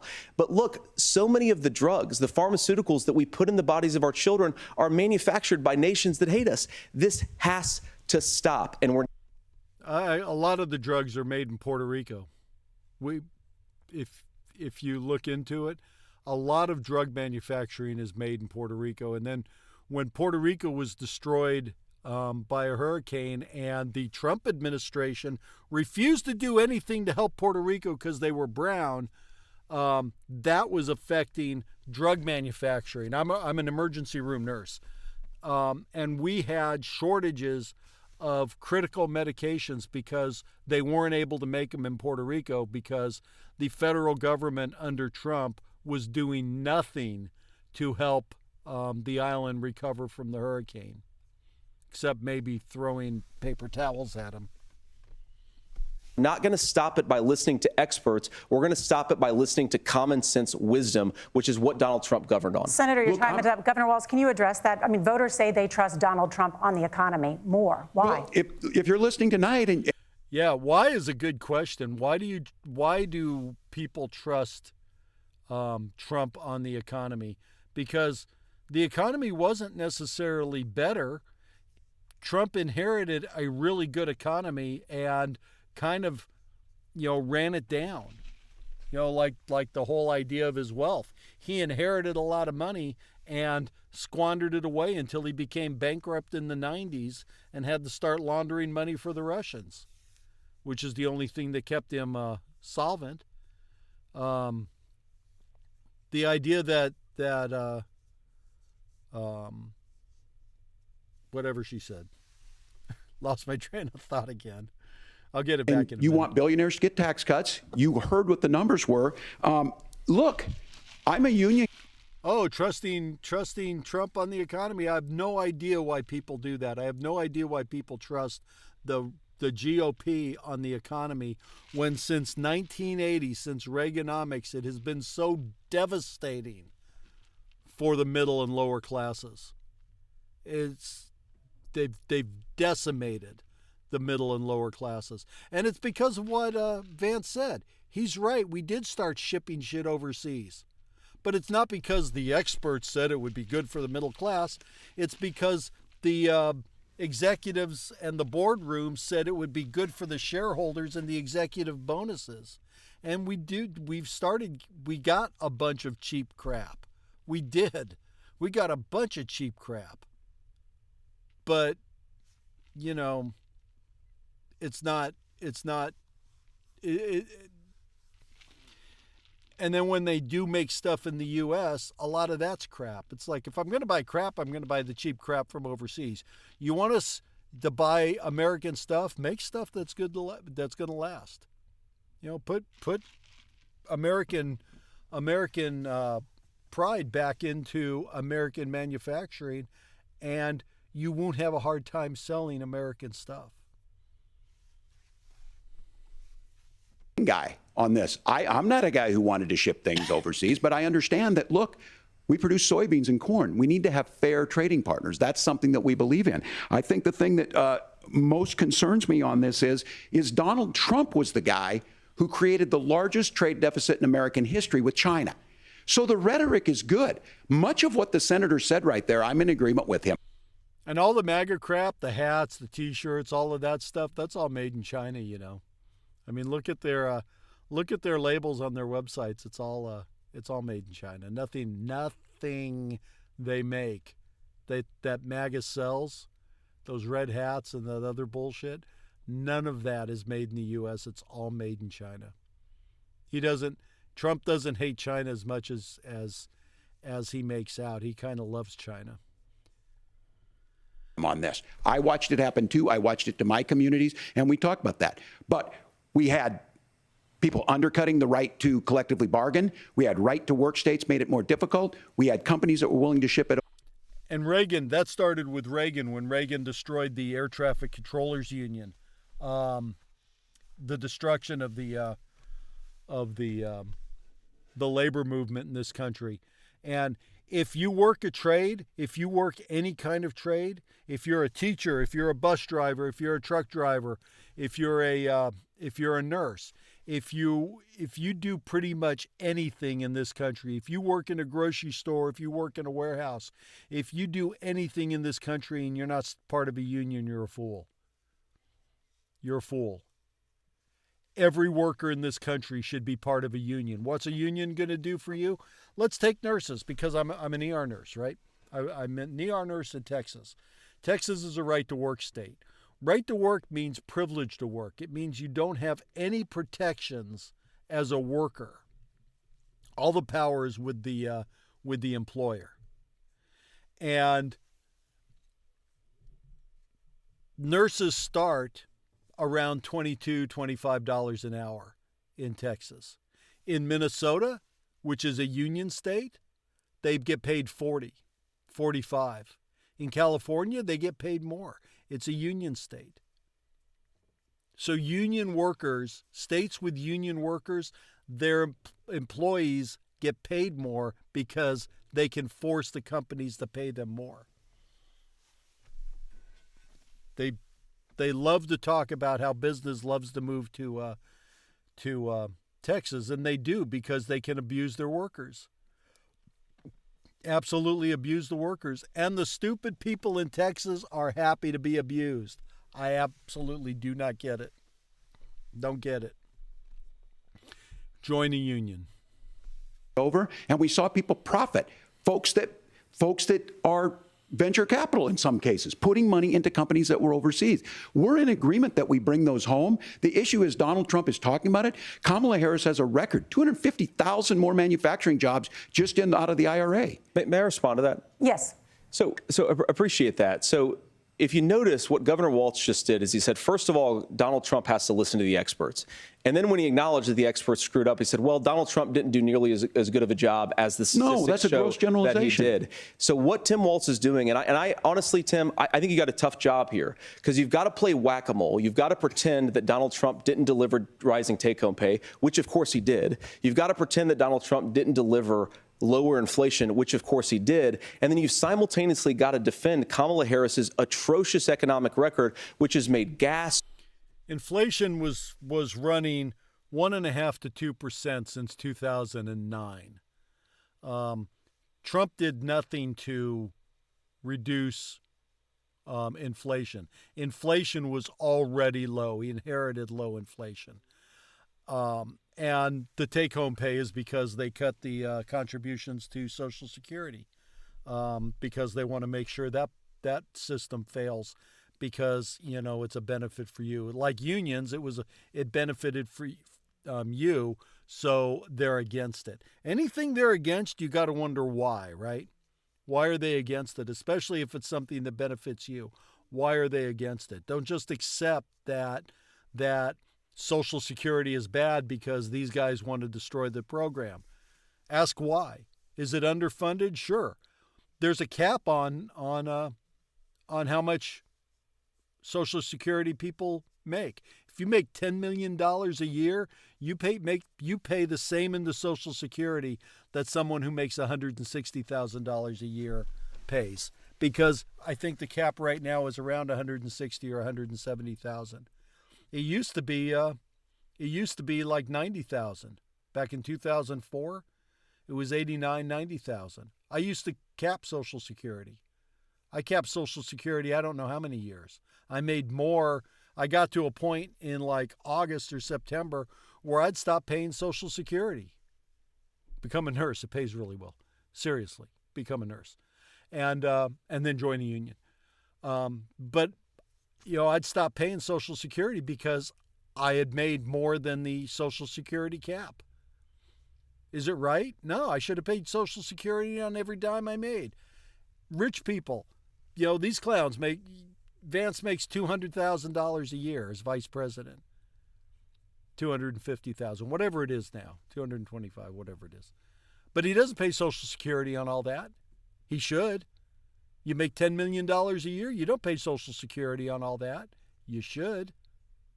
That's what we need to change. You want to fix Social Security? Let's remove the cap. Removing the cap on Social Security is going to do nothing to harm you. Nothing, because you're already paying Social Security typically on everything you make. I think the median income is $75,000 in this country. You pay taxes on all of that. You pay Social Security on every penny of that. You could double it and you would still pay Social Security on every penny of that. We need to change that. That's what we need to change. Everybody needs to pay Social Security on every penny they make. Then we would be awash in Social Security money. Then we wouldn't have to keep pushing the retirement age later and later and later and later, which is what they want to do.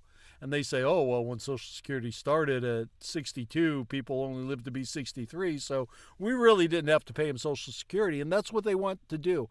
They want to push the retirement age to the point where you're going to die at or before that, so they don't have to pay you any retirement. So you literally have to work until you die. But if we fix the Social Security system, if we taxed every penny of wages in this country, then we would be able to set the retirement age at 60, which functionally the economy's pushing the retirement age to anyway, right? Because, technology is reducing the number of jobs that are available. So it's pushing people into retirement because, at some point you just can't find jobs anymore. Because if they're going to, if you have a 40-year-old worker and a 60-year-old worker and everything else is equal, they're going to hire the 40-year-old worker. Of course they are. Of course, because you're going to get 20 years of work out of them instead of maybe 3 or 4 or 5. Right? I mean, that's capitalism. That's capitalism that they love. Well, and if we fully taxed Social Security, maybe we could institute a universal basic income and universal basic services, and we can make life better for everybody in this country. Instead of the 300 or 800 billionaires, however many it is, it's under 1,000, that's for sure. And we still should be ashamed that we have any of them at all. Groceries and housing unaffordable for American citizens. I was raised by a woman who would sometimes go into medical debt so that she could put food on the table in our household. I know what it's like. And should not have ever had to go into medical debt. Medical debt is something that should not exist, like educational debt, because education and health care should be available to everybody. We are a rich enough planet, not just a country. We are a rich enough planet to provide food, health care, housing, and education for everybody on the planet. We choose not to. We'll hide behind our religion. Holy shit, do we love our religion? But do we live any of the precepts of our religion? Fuck no, we don't. Why? It might cost us a little money. Yeah, it's going to cost money, but it's going to be money well spent. If we make the lives of everybody on this planet better, it's money well spent. And if you don't think so, you're an asshole. like to not be able to afford the things that you need to I don't know why afford. people We say I'm can a do dick. so much better. To all of you watching, we can get back to an America that's affordable again. We just got to get back to common sense economic principles. I hope we have a conversation on health care then. Senator, Governor. Please. Thank you. Margaret? We have a lot to get to ahead, gentlemen, on many topics. But right now, I want to talk about personal qualifications. The vice president is often the last voice the president hears before making consequential decisions. We want to ask you about your leadership qualities. Governor Walz, you said you were in Hong Kong during the deadly Tiananmen Square protests in the spring of 1989. But Minnesota Public Radio and other media outlets are reporting that you actually didn't travel to Asia until August of that year. Can you explain that discrepancy? Yeah, well, and to the folks out there, I have no idea why this is being asked as a question. Who cares if he was there in June of '89 or if he was there in August of '89? Really, seriously, I have no idea why this is a question. Why is it because, oh look, he's a big liar, he's a big and they led into this with leadership qualities. What are your leadership qualities, your leadership style?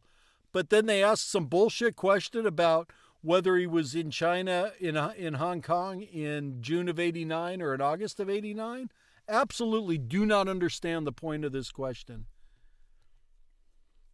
And they persist on it. They push on it. It's like, who the fuck cares? He was in China in 1989. didn't get at the top of this. Look, I grew up in small rural Nebraska, town of 400, town that you rode your bike with your buddies till the streetlights come on, and I'm proud of that service. I joined the National Guard at 17, worked on family farms, and then I used the GI Bill to become a teacher, passionate about it, a young teacher. My first year out, I got the opportunity in the summer of '89 to travel to China. 35 years ago, be able to do that. I came back home and then started a program to take young people there. We would take basketball teams, we would take baseball teams, we would take dancers, and we would go back and forth to China. The issue for that was to try and learn. Pause this now and look, then cut, my community cut this knows who I pause am. out, but there's they a saw where banging I was going at. on somewhere They I need to go check look, on. I will be the first to tell you, I have poured my heart into my community. I've tried to do the best I can, but I've not been perfect. And I'm a knucklehead at times, but it's always been about that. Those same people elected me to Congress for 12 years. And in Congress, I was one of the most bipartisan people, working on things like farm bills that we got done, working on veterans benefits. And then the people of Minnesota were able to elect me to governor twice. So look, my commitment has been from the beginning to make sure that I'm there for the people, to make sure that I get this right. I will say more than anything, many times I will talk a lot. I will get caught up in the rhetoric. But being there, the impact it made, the difference it made in my life, I learned a lot about China. I hear the critiques of this. I would make the case that Donald Trump should have come on one of those trips with us. I guarantee you he wouldn't be praising Xi Jinping about COVID. And I guarantee you he wouldn't start a trade war that he ends up losing. So this is about trying to understand the world. It's about trying to do the best you can for your community. And then it's putting yourself out there and letting your folks understand what it is. My commitment, whether it be through teaching, which I was good at, or whether it was being a good soldier or was being a good member of Congress, those are the things that I think are the values that people care about.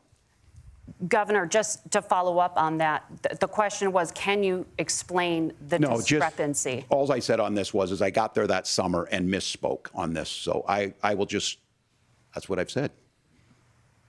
So I was in Hong Kong and China during the democracy protests went in. And from that, I learned a lot of what needed to be in governance. Thank you, Governor. Senator Vance, in 2016, you called your running mate, Donald Trump, unfit for the nation's highest office, and you said he could be America's Hitler. I know you've been asked many times, and you've said you regret those comments and explained you then voted for Donald Trump in 2020. But the Washington Post reported new messages last week in which you also disparaged Trump's economic record while he was president, writing to someone in 2020, quote, Trump thoroughly failed to deliver his economic populism. You're now his running mate, and you've shifted many of your policy stances to align with his. If you become vice president, why should Americans trust that you will give Donald Trump the advice he needs to hear and not just the advice he wants to hear? You have 2 minutes. He's not going to. He's a whore, so he's going to tell Trump whatever he wants because he doesn't want a mob to run around yelling, hang J.D. Vance like they tried to hang Mike Pence, which is what will happen if he turns on, if he tries to be independent. If he understands that the vice president is its own office, its own elected office. And if he's elected vice president, Trump cannot fire him. Trump cannot fire him. Trump cannot get him off the ticket. He is the nominated candidate for vice president. He's not going anywhere unless he chooses to. And he's not going to choose to. He's got a sweet deal. He doesn't want anything to happen to that. Well, first of all, Margaret, because I've always been open. And sometimes, of course, I've disagreed with the president, but I've also been extremely open about the fact that I was wrong about Donald Trump. I was wrong, first of all, because I believed some of the media stories that turned out to be dishonest fabrications of his record. But most importantly, Donald Trump delivered for the American people. Rising wages, rising take-home pay, an economy that worked for normal Americans, a secure southern border, a lot of things, frankly, that I didn't think he'd be able to deliver on. And yeah, when you screw up, when you misspeak, when you get something wrong and you change your mind, you ought to be honest with the American people about it. It's one of the reasons, Margaret, why I've done so many interviews is because I think it's important to actually explain to the American people where I come down on the issues and what changed. Now, you pointed out to messages from 2020. Margaret, I've been extremely consistent that I think there were a lot of things that we could have done better in the Trump administration the first round if Congress was doing its job. I strongly believe, and I've been a United States Senator, that Congress is not just a high-class debating society. It's not just a forum for senators and congressmen to whine about problems. It's a forum to govern. So there were a lot of things on the border, on tariffs, for example, where I think that we could have done so much more if the Republican Congress and the Democrats in Congress had been a little bit better about how they govern the country. They were so obsessed with impeaching Donald Trump, they couldn't actually govern. And I want to talk about this tariff issue in particular, Margaret, because Tim just accused this of being a national sales tax. Look, the one thing, and you're probably surprised to hear me praising Joe Biden, but the one thing that Joe Biden did is he continued some of the Trump tariffs that protected American manufacturing jobs. And it's the one issue, the most pro-worker part of the Biden administration, it's the one issue where Kamala Harris has run away from Joe Biden's record. Think about this. If you're trying to employ slave laborers in China at $3 a day, you're going to do that and undercut the wages of American workers unless our country stands up for itself and says you're not accessing our markets unless you're paying middle-class Americans a fair wage. Senator, your time is up. Nora? Thank you. Now to the issue of reproductive rights. Governor Walz, after Roe versus Wade was overturned, you signed a bill into law that made Minnesota one of the least restrictive states in the nation when it comes to abortion. Former President Trump said in the last debate that you believe abortion, quote, in the 9th month is absolutely fine. Yes or no? Is that what you support? I'll give you 2 minutes. That's not what the bill says. But look, this issue is what's on everyone's mind. Donald Trump put this all into motion. He brags about how great it was that he put the judges in and overturned Roe versus Wade, 52 years of personal autonomy. And then he tells us, oh, we send it to the states. It's a beautiful thing. Amanda Zaworski would disagree with you on it's a beautiful thing. A young bride in Texas waiting for their child at 18 weeks. She has a complication, a tear in the membrane. She needs to go in. The medical care at that point needs to be decided by the doctor. And that would have been an abortion. But in Texas, that would have put them in legal jeopardy. She went home, got sepsis, nearly dies, and now she may have difficulty having children. Or in Kentucky, Hadley Duvall, a 12-year-old child raped and impregnated by her stepfather. Those are horrific. Now, when God asked about that, Senator Vance said 2 wrongs don't make a right. There is no right in this. So in Minnesota, what we did was restore Roe versus Wade. We made sure that we put women in charge of their health care. But look, this is not where, if you don't know Amanda or a Hadley, you soon will. Their Project 2025 is going to have a registry of pregnancies. It's going to make it more difficult, if not impossible, to get contraception and limit access, if not eliminate access to infertility treatments. For so many of you out there listening, me included, infertility treatments are why I have a child. That's nobody else's business, but those things are being proposed. And the catch-all on this is, well, the states will decide what's right for Texas might not be right for Washington. That's not how this works. This is basic human right. We have seen maternal mortality skyrocket in Texas, outpacing many other countries in the world.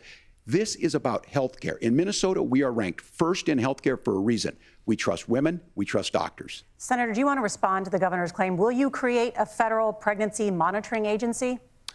No, Nora, certainly we won't. And I want to talk about this issue because I know a lot of Americans care about it, and I know a lot of Americans don't agree with everything that I've ever said on this topic. And, you know, I grew up in a working class family in a neighborhood where I knew a lot of young women who had unplanned pregnancies and decided to terminate those pregnancies because they feel like they didn't have any other options.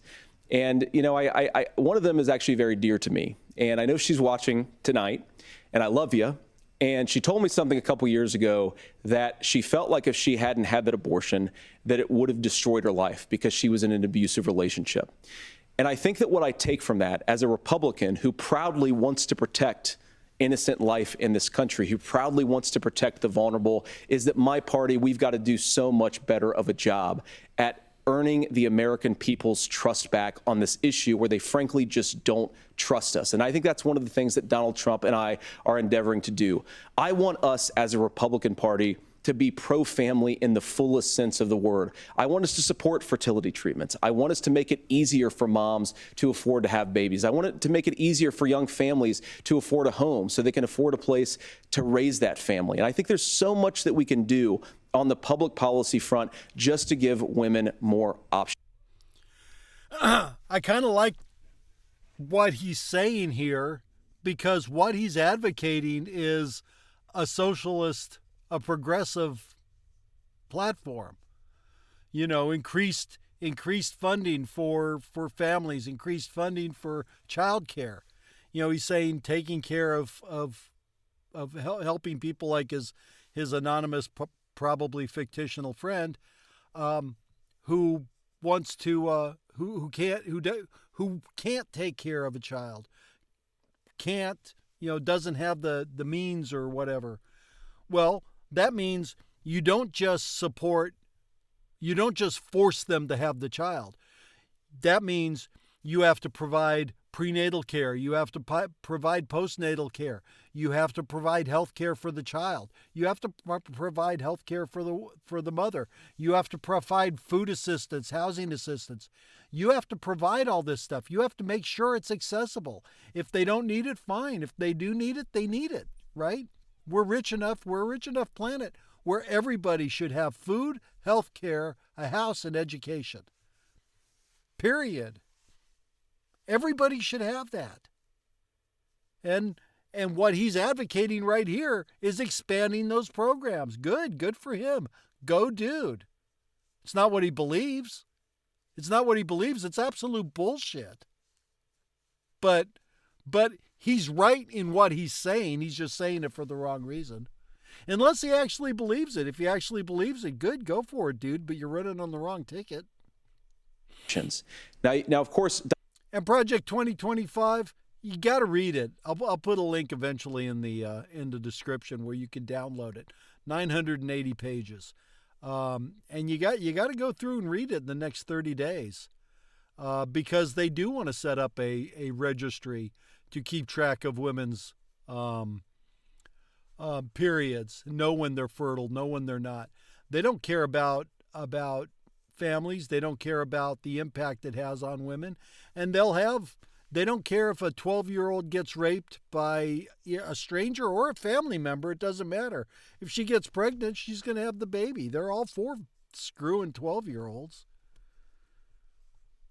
Donald Trump has been very clear that on the abortion policy specifically, that we have a big country and it's diverse. And California has a different viewpoint on this than Georgia. Georgia has a different viewpoint from Arizona. And the proper way to handle this, as messy as democracy sometimes is to let voters make these decisions.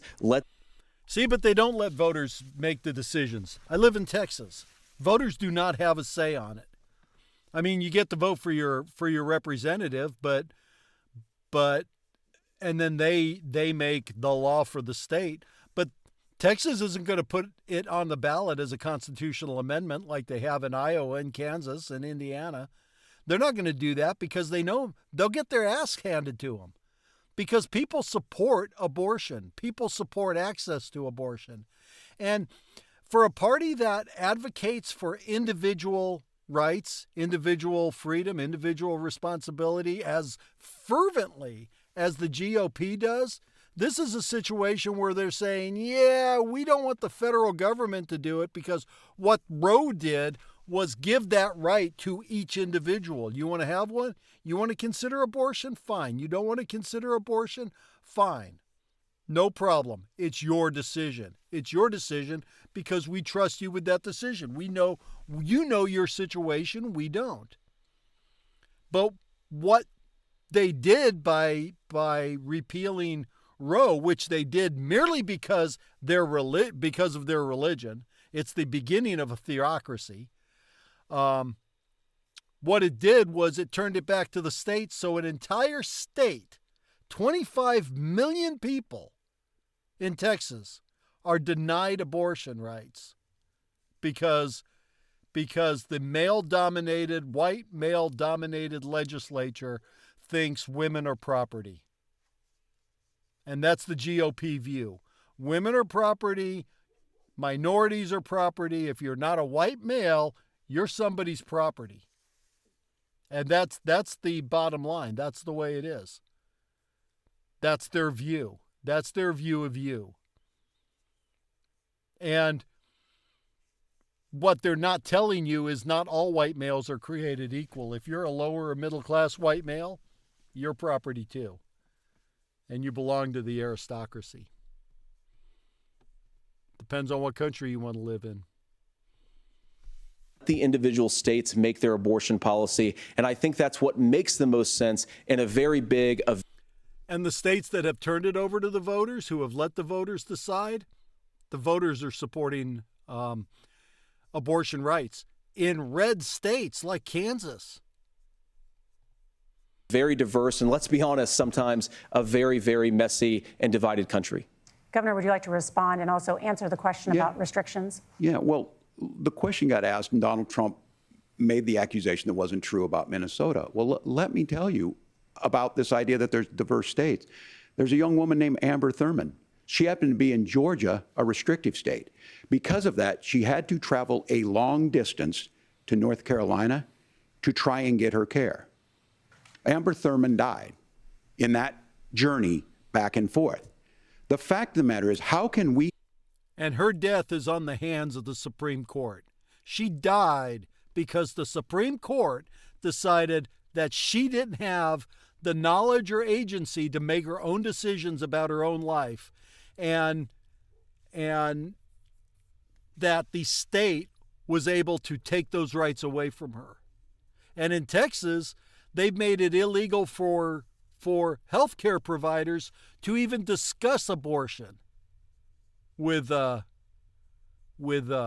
patients. So if you're having a miscarriage, if you're hemorrhaging and you go into the ER, you're not going to get standard of care. You're not going to get standard of care because no doctor is going to risk going to jail because they're cowards. They're saying, oh, well, you know, this isn't right. We need to be able to do this. It's like, fine, do the care. Do the care. Let them try to put you in jail. But do the care. Do the care. Provide the standard of care. Anything else is malpractice. As a nation, say that your life and your rights, as basic as the right to control your own body, is determined on geography. There's a very real chance, had Amber Thurman lived in Minnesota, she would be alive today. That's why the restoration of Roe versus Wade. When you listen to Vice President Harris talk about this subject and you hear me talk about it, you hear us talking exactly the same. Donald Trump is trying to figure out how to get the political right of this. I agree with a lot of what Senator Vance said about what's happening. His running mate, though, does not, and that's the problem. Governor, your time is up. Senator, let me ask you about that. He mentioned, was, I think, referring to a national ban. In the past, you have supported a federal ban on abortion after 15 weeks. In fact, you said if someone can't support legislation like that, quote, you are making the United States the most barbaric pro-abortion regime anywhere in the entire world. My question is, why have you changed your position? Well, Nora, first of all, I never supported a national whore. ban. I did when I was running for Senate in 2022 talk about setting some minimum national standard. For example, we have a partial birth abortion ban in place in this country at the federal level. I don't think anybody's trying to get rid of that, or at least I hope not, though I know that Democrats have taken a very radical pro-abortion stance. But Nora, one of the things that changed is in the state of Ohio, we had a referendum in 2023, and the people... Partial birth abortion isn't a thing. It was made up by the right in the 80s and 90s, and it was pushed by people like Rush Limbaugh, may he burn in hell, because it played well to their base, to the xenophobic, homophobic misogynists who make up the GOP. And it's all bullshit. And Trump's been talking about, they believe in postpartum abortion and they'll kill the baby after it's born and call it an abortion. No, they won't. Nowhere does that happen. Nowhere does that happen. It's a fucking lie.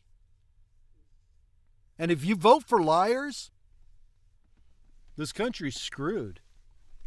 Of Ohio voted overwhelmingly, by the way, against my position. And I think that what I learned from that, Nora, is that we've got to do a better job at winning back people's trust. So many young women would love to have families. So many young women also see an unplanned pregnancy as something that's going to destroy their livelihood, destroy their education, destroy their relationships. And we have got to earn people's trust back. And that's why Donald Trump and I are committed to pursuing. And we're going to earn their trust back by making sure that our decisions destroy their lives and their relationships and their education and their future. We're going to make sure all that happens. And why don't they trust us? Gee, I don't know. What a fucking moron. Pro-family policies, making childcare more accessible, making fertility treatments more accessible, because we've got to do a better job at that. And that's what real leadership is. Governor, your response. I'm going to respond on the pro-abortion piece of that. No, we're not. We're pro-women. We're pro-freedom to make your own choice. We know what the implications are to not be that. Women having miscarriages, women not getting the care, physicians feeling like they may be prosecuted for providing that care. And as far as making sure that we're educating our children and giving them options, Minnesota's a state with one of the lowest teen pregnancy rates. We understand that too. We know that the options need to be available, and we make that true. We also make it, we're a top 3 state for the best place to raise children. But these two things to try and say... Teen pregnancy rates are going to skyrocket under the GOP because they are going to eliminate contraception. It violates their religious beliefs. Contraception violates their religious beliefs. They view contraception like they view abortion. And they think contraception is abortion, basically. That's their view. That's the radical theocratic view of the right. And that is what they're going to push for. And in some states, it's making progress. I don't think any state's actually outlawed contraception yet, but it's getting really close. Really, really close. And they can't get states like Minnesota or California or New York or the voters, their own voters in places like Kansas. They can't get them on board with their anti-abortion bullshit rhetoric because people know what's good for themselves. So they want to outlaw it nationally, which is what Project 2025 calls for. But somehow they trust you and they don't know why you don't trust them on this issue. It's because they don't give a shit about you in every aspect of your life. Healthcare, education, housing, the economy. They don't care about you. You're a tool. You're a widget. You're a peg in the board, and that's all they see you as. And if you're no longer useful, they pull the peg out of the board and they throw it away because they don't care. You deserve better than that. You should have more self-respect. That we're pro-children, but we don't like this, or you guys are pro-abortion. That's not the case at all.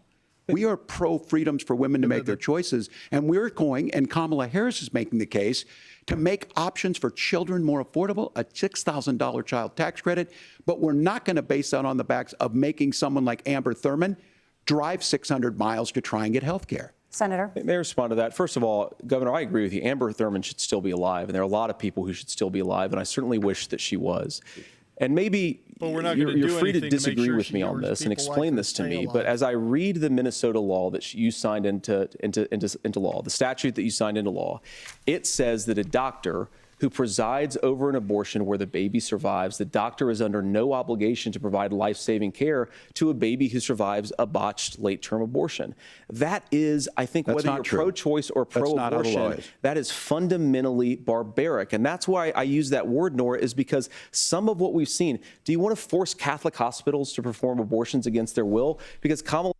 Yes, I do. If they get federal funds, I absolutely do. I want them to provide the standard of care, and I don't care about their religious beliefs. I don't give a shit about your religious belief, and if it impacts the care you provide.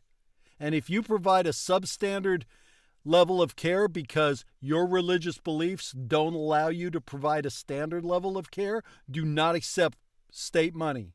Federal money, state money, doesn't matter. Do not accept government money, public money, for health care if you're not going to provide an unbiased standard of care to everybody who comes in, which means if you're a Catholic hospital, you provide abortions. If it's medically indicated, you provide abortions. Yes, you do. Absolutely. Yep. Absolutely. Harris has supported suing Catholic nuns to violate their freedom of conscience. We can be a big and diverse country where we respect people's freedom of conscience and make the country more pro-baby and pro-family. But please. Yes, Governor, please respond. Look, this is one where there's always something there. This is a very simple proposition. These are women's decisions to make about their healthcare decisions, and the physicians who know best when they need to do this. Trying to distort the way a law is written to try and make a point, that's not it at all. What was I wrong about, Governor? Please tell me, what was I wrong about? That is not the way the law is written. Look, I've given But how? I've given this advice on a lot of things, that getting involved, that's been misread, and it was fact-checked at the last debate. But the point on this is there's a continuation of these guys to try and tell women or to get involved. I use this line on this, just mind your own business on this. Things worked best when Roe versus Wade was in place. When we do a restoration of Roe, that works best. That doesn't preclude us from increasing funding for children. It doesn't increase us from making sure that once that child's born, like in Minnesota, they get meals, they get early childhood education, they get health care. So the hiding behind we're going to do all these other things when you're not proposing them in your budget, Kamala Harris is proposing them. She's proposing all those things to make life easier for families. I asked a specific question, Governor. You gave me a slogan as a response. It's not the case. It's not true. That's not what the law says. So they fact-checked it with President Trump. Gentlemen, there's a lot to discuss. We have to move on, and we're going to be right back with much more of the CBS News vice presidential debate in just a moment. I think this is going into a commercial, so I'm going to... Oh, maybe it's not. Well, maybe it was, but they cut the commercial out, so I don't have to.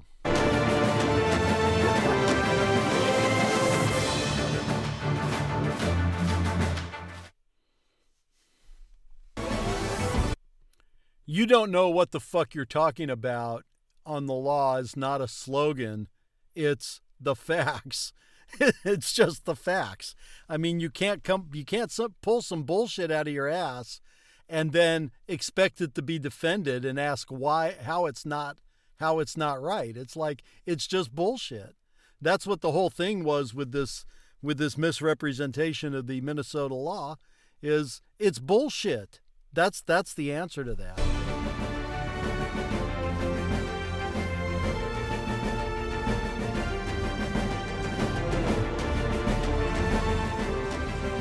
Welcome back to the CBS News vice presidential debate.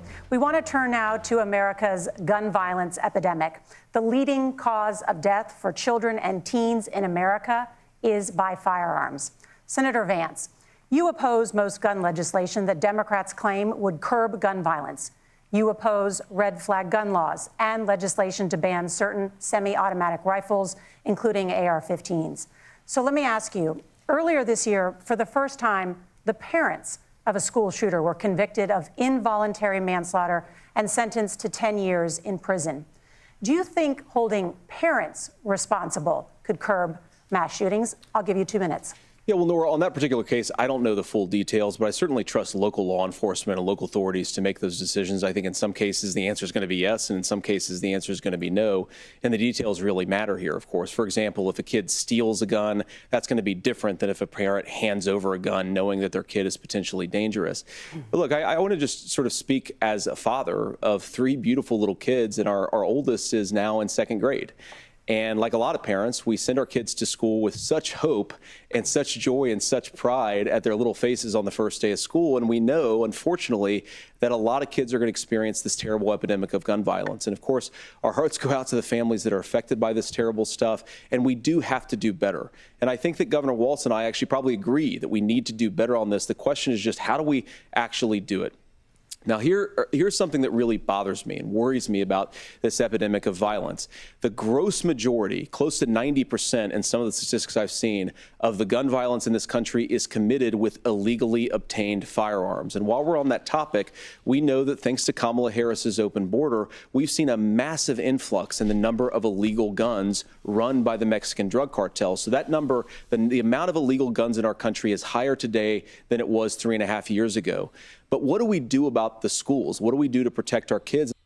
The number of illegal guns in this country is significantly insignificant, is statistically insignificant. I'm going to start over. The number of guns, of illegal guns, the number of illegal guns in this country is statistically insignificant compared to the overall number of guns, because there are more guns in this country than there are people in this country by orders of magnitude. There's an incredible overabundance of weaponry circulating in this country. And it sounds like he's in favor of controlling it. Cool. Good for you, dude. Go with that. And I think the answer is, and I say this not loving the answer, because I don't want my kids to go to school in a school that feels unsafe or where there are visible signs of security. But I unfortunately think that we have to increase security in our schools. We have to make the doors lock better. We have to make the doors stronger. We've got to make the windows stronger. And of course, we've got to increase school resource officers, because the idea that we can magically wave a wand and take guns out of the hands of bad guys, it just doesn't fit with recent experience. So we've got to make our schools safer. And I think we've got to have some common sense. School shootings aren't bad guys. School shootings are people you wouldn't expect. They're disgruntled teens who actually, there's warning signs that the schools have but can't act on because, what are you going to do? And then they get a hold of a gun from the house, and that's what they do. That's how these happen. They're not some illegal immigrant with an illegal gun running into a school and shooting the place up. They're usually somebody who went to the school, who lives in the area, who's pissed off because he's an incel. Banning assault weapons is a fine first step. And you don't have to ban all guns. This isn't about banning guns. This is about banning certain types of guns. This is about banning accessories that make mass shootings easier to perpetrate.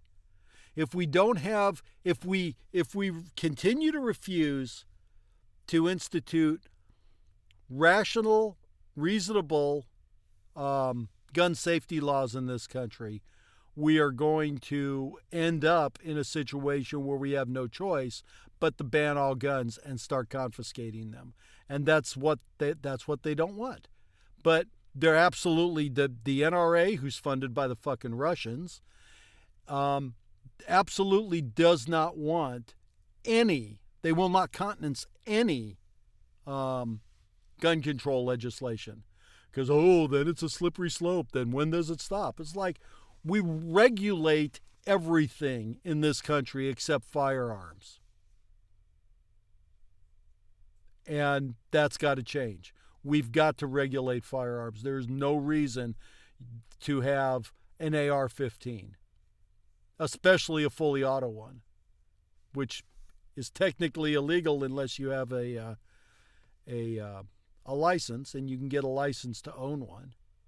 But there's no sporting aspect for assault weapons, for an AK-47, which I used to own. I used to own an AK-47. I used to own an MP5, the civilian version, the HK-94. I used to own those. I thought they were cool, undoubtedly. There was no sporting aspect to them. You don't go and competitively shoot with them. You just don't. They're designed, and the rounds they shoot are designed to do as much bodily injury to somebody as they can. It's not like a 308 round or a 30-06 round that you're going to take a deer down with, because you don't. When you shoot a deer, you don't want to damage the meat. But a 223, the 308 shorts, the 39 by the 54 by 39s that the AKs shoot, they're designed to do a lot of internal damage once they impact. The exit wound of an a AR-15 is bigger than the entry hole, because they're designed to create a lot of internal trauma. That's the way they're designed. Bipartisan solutions for how to do that. Governor, you have 2 minutes. Well, I think all the parents watching tonight, this is your biggest nightmare. Look, I got a 17-year-old, and he witnessed a shooting at a community center playing volleyball. Those things don't leave you. As a member of Congress, I sat in my office surrounded by dozens of the Sandy Hook parents, and they were looking at my 7-year-old picture on the wall. Their 7-year-old were dead, and they were asking us to do something. And look, I'm a hunter. I own firearms. The Vice President is.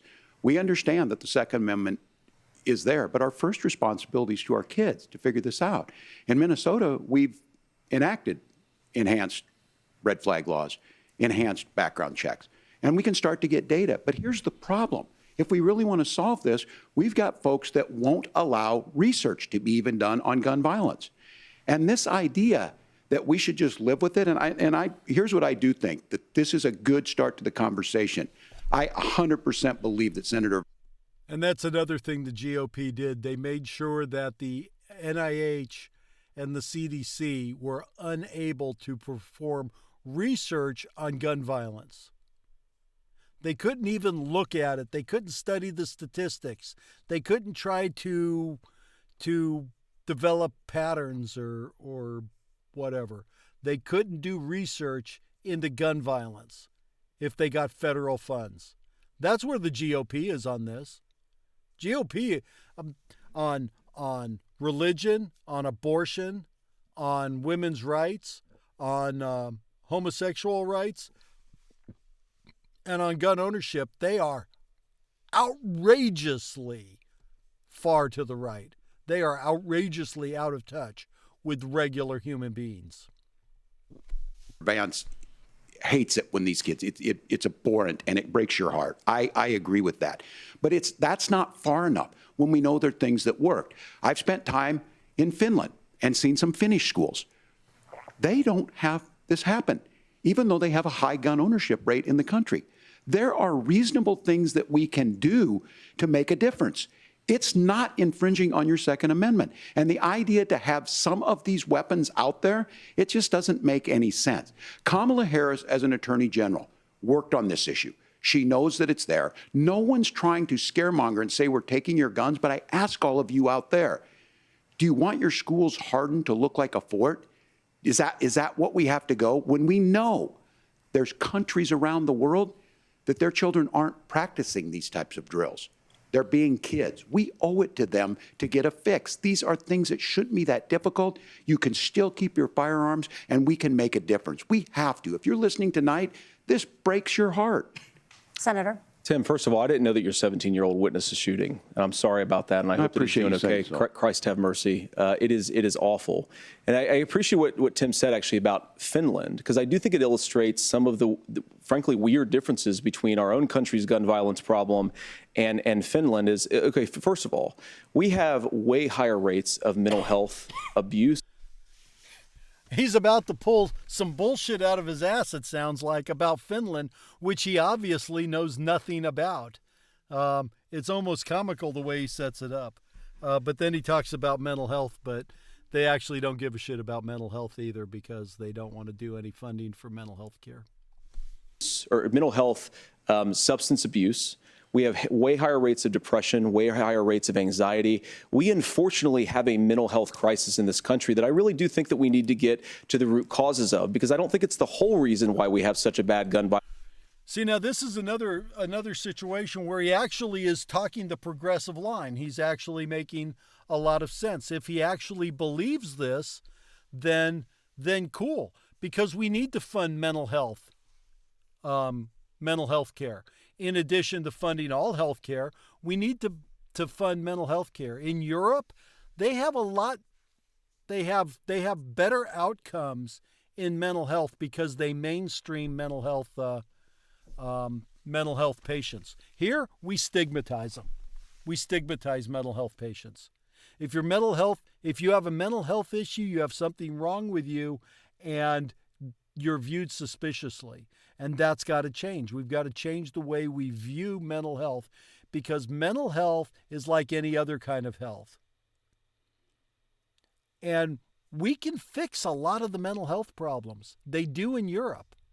Schizophrenia can be medically managed. Depression, anxiety can be medically managed.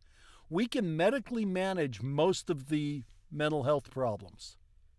We just have to have the will and the medical infrastructure to do it, which means we have to expand health care, all kinds of health care, including mental health care. And he's right about this. They are problems, absolutely. But you got to do something about them. You can't just talk about the problems. You got to do something about the problems. And they're unwilling to do something about the problems because it would cost rich people. I keep coming back to that because that's the underlying theme of the GOP, is if it costs rich people, we can't do it. It doesn't matter how much it benefits you. Because they don't care about you. But I do think it's a big piece of it. Another driver of the gun violence epidemic, especially that affecting our kids, it doesn't earn as many headlines, but is the terrible gun violence problem in a lot of our big cities. And this is why we have to empower law enforcement to arrest the bad guys, put them away, and take gun offenders off the streets. I think there's a whole host of things that we can do here, but I do think at our schools we've got to talk about more security. Senator, thank you. Governor, you previously opposed an assault weapons ban, but only later in your political career did you change your position. Why? Yeah, I sat in that office with those Sandy Hook parents. I've become friends with school shooters. I've seen it. Look, See, that's how rational thought actually works. You hold a position, you're presented with new or contrary evidence, and you change your position to match the evidence. That's the scientific process. That's the way it works.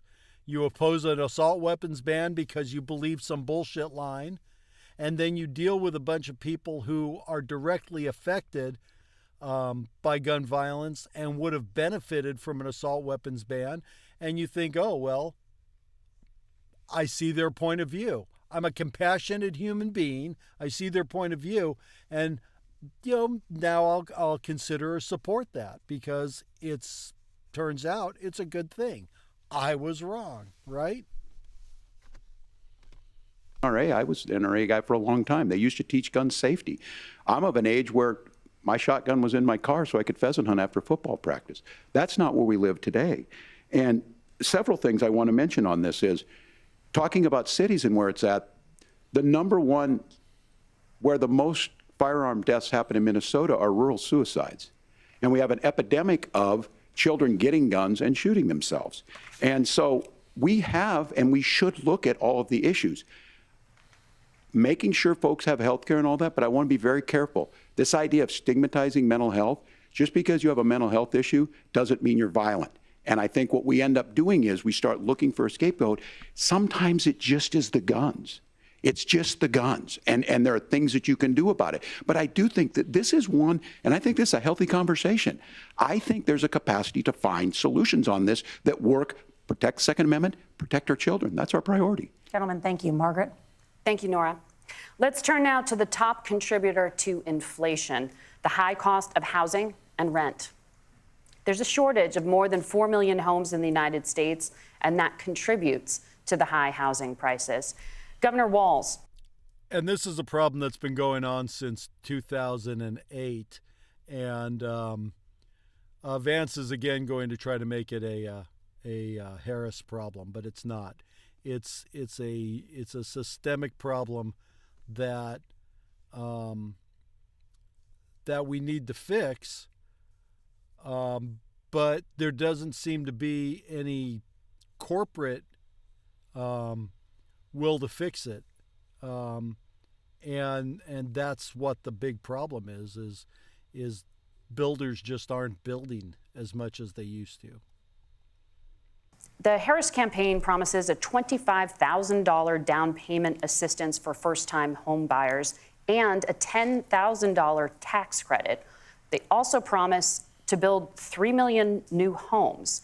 Where are you building these homes, and won't handing out that kind of money just drive up prices higher? No, it's not handing out. We have, first, let me say this issue of housing, and I think those of you listening on this, the problem we've had is that we've got a lot of folks that see housing as another commodity. It can be bought up, it can be shifted, it can be moved around. Those are not folks living in those houses. Those of you listening tonight, that house is a big deal. I bought and owned one house in my life. My mom still lives in the house where I was. And when I think of a house, I'm thinking of Christmas services after midnight mass where you go with your family. We need to make it more affordable. And one of the things, as I said, this program that the Vice President is pushing forward and bringing a new way of approaching this is something we're doing in Minnesota from that lead. We in the state invested in making sure our housing was the biggest investment that we'd ever made in housing. It starts to make it easier. We cut some of the red tape. Local folks, look, we can't do it at the federal level, but local folks make it easier to build those homes. And then that down payment assistance. I can tell all of you out there, certainly for me, using the GI Bill was one thing, but a veteran's home loan, the big thing about a veteran's home loan is you don't have to pay the down payment. Those are things that make it there. Now, look, you're going to pay it back, and you're going to pay your mortgage. Those are things that we know in the long run, the appreciated value, the generational wealth that's created from it. And I will give Minneapolis an example. Minneapolis is the one city where we've seen the lowest inflation rates. We've seen a 12% increase in stock because we've put some of these things in, and we're implementing a state program to make sure we give some of that down payment assistance. We get it back from people because here's what we know. People with stable housing end up with stable jobs. People with stable housing have their kids able to get to school. All of those things in the long run end up saving our money. And that's the thing that I think we should be able to find some common ground in, but we can't blame immigrants for the only reason. That's not the case that's happening in many cities. The fact of the matter is that we don't have enough naturally affordable housing, but we can make sure that the government's there to help kickstart it, create that base. Governor, your time is up. Senator Vance, as far as your campaign's position, the promise is to seize federal lands to build homes, remove regulation, provide tax breaks, and cut back on immigration, which you say pushes up prices. Where are you going to build all the new homes you're promising, and what part of any of this plan will provide immediate relief? You have 2 minutes. Well, first of all, Tim just said something that I agree with. We don't want to blame immigrants for higher housing prices, but we do want to blame Kamala Harris for letting in millions of illegal aliens into this country, which does drive up costs, Tim. 25 million illegal aliens competing with Americans for scarce homes is one of the most significant drivers of home prices in the country. It's why illegal immigrants are not coming into the country and buying up housing. Illegal immigrants will come into the country and they'll rent someplace, and the entire clan will live in that place. Whether it's a 1 or 2 bedroom apartment or a 3 bedroom house, they'll rent it, but they're not going to buy it. But they're renting it from the hedge funds who did buy it. So this whole immigrant bashing, immigrants are your enemies, we gotta kill the immigrants because they're bad for you, bullshit line that they keep turning back to, it's a bullshit line, and they've got to, you got to be able to see through that, right? You would think. Why we have massive increases in home prices that have happened right alongside massive increases in illegal alien populations under Kamala Harris's leadership. Now, Tim just mentioned a bunch. Correlation is not causation. The immigrants are not causing housing prices to skyrocket. The hedge funds buying up all the bread and butter houses and turning them into rentals, and the Airbnb bullshit industry, that's what's causing the problems in housing, along with just not building houses anymore in this country, because we basically aren't really building houses anymore in this country. Of ideas. Now, some of those ideas I actually think are halfway decent, and some of them I disagree with. But the most important thing here is Kamala Harris is not running as a newcomer to politics. She is the sitting vice president. If she wants to enact all of these policies to make housing more affordable, I invite her to use the office she sits in cannot enact those policies. It has to go through Congress.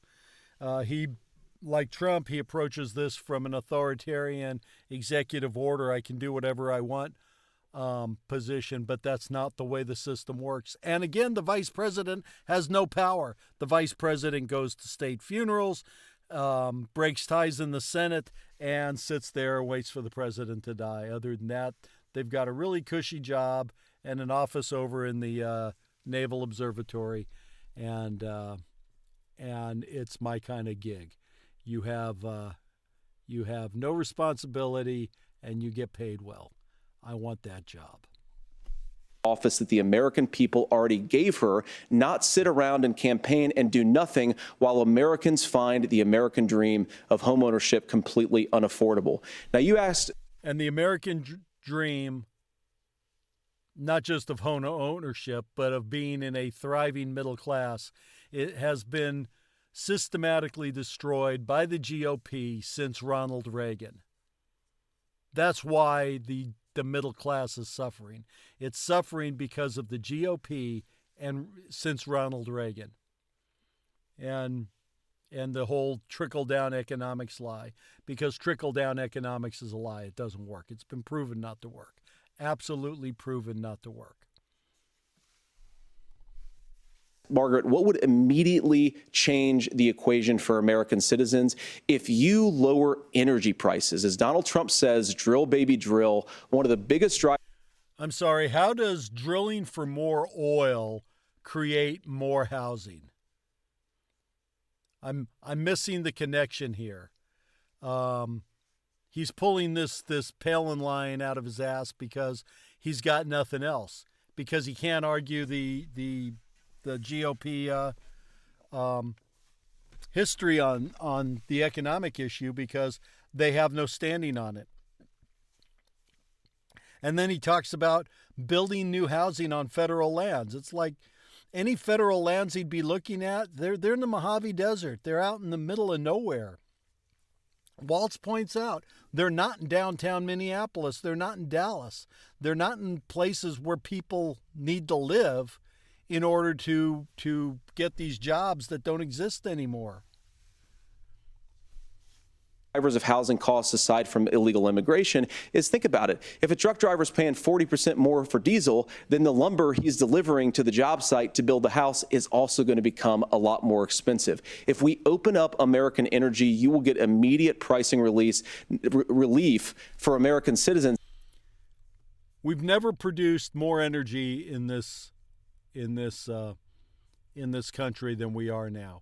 We are a net exporter, and we are the largest producer of petroleum on the planet. So this whole idea that that we're not doing enough to become energy independent, it's all bullshit. We are energy independent. We are. I mean, it's built on the back of a 150-year-old technology, but we're producing more petroleum, more energy now than we ever have, and we produce more than anyone else on the planet. So this whole line of thought he has going is all bullshit. But, you know, he said he has no problem lying to you to spur debate, whatever the fuck that means. Not, by the way, just in housing, but in a whole host of other economic goods, too. Senator Vance, you still have 23 seconds there. Do you want to answer? Can I have it? Where, Governor, we will get to you in a moment. But, Senator, where are you going to seize the federal lands? Can you clarify? Well, what Donald Trump has said is we have a lot of federal lands that aren't being used for anything. They're not being used for national park. They're not being used, and they could be places where we build a lot of housing. And I do think that we should be opening up building in this country. We have a lot of land that could be used. We have a lot of Americans that need homes. We should be kicking out illegal immigrants who are competing for those homes, and we should be building more homes for the American citizens who deserve to be here. Senator, your time is up. Governor, I do want to let you respond. And I get the idea from what Vance just said, that when he said we should be doing that, he thinks government should be building housing. Cool, dude. That's progressive. Go for it. You got it, dude. Let's go. He's actually, they spent this entire time talking, you know, people say, oh, who won, who lost. Nobody won or lost, I don't think, in this debate. I actually think this debate was a good exchange of ideas. And it turns out they agree on a lot of shit, and a lot of the shit's progressive. And they agree on a lot of progressive shit. So why is he partnering up with Trump? Come on. To the allegation that the vice president is letting in Well, of course, that's not true. And again, you have the facts. I guess we agreed not to fact check. I'll check it. That, look, crossings are down compared to when Donald Trump left office. But it's, again, blaming and not trying to find the solution. I was going to ask, though, on this question, are we going to drill and build houses in the same federal land? And I think when people hear federal lands, these are really important pieces of land. Now, Minnesota doesn't have a lot of federal lands. I know in the western part of the countries we do. There's not a lot of federal lands in and around Minneapolis, for example. So the issue is I don't understand the federal lands issue unless we see this, and I worry about this as someone who cares deeply about our national parks and our federal lands. Look, Minnesota, we protect these things. We've got about 20% of the world's fresh water. These lands protect. They're there for a reason. They belong to all of us. But again, this is when you view housing and you view these things as commodities. Like, there's a chance to make money here. Let's take this federal land and let's sell it to people for that. I think there's better ways to do this. We've seen it in Minnesota. We're able to refurbish some of these houses. We're able to make some investments. See, and this is the the post-Soviet Russian mindset. Let's take public assets, like let's take government assets and give them to a friend of ours so he can become a billionaire with them. That's what they're talking about. They're not talking about like auctioning this land off and then doing something with for the public good. They're looking at having a private sale, turning this land over, and when I say a private sale, they're looking at turning this land over to a friend of theirs who's a developer to develop the land and become a billionaire on the backs of the people. And we don't get shit out of it.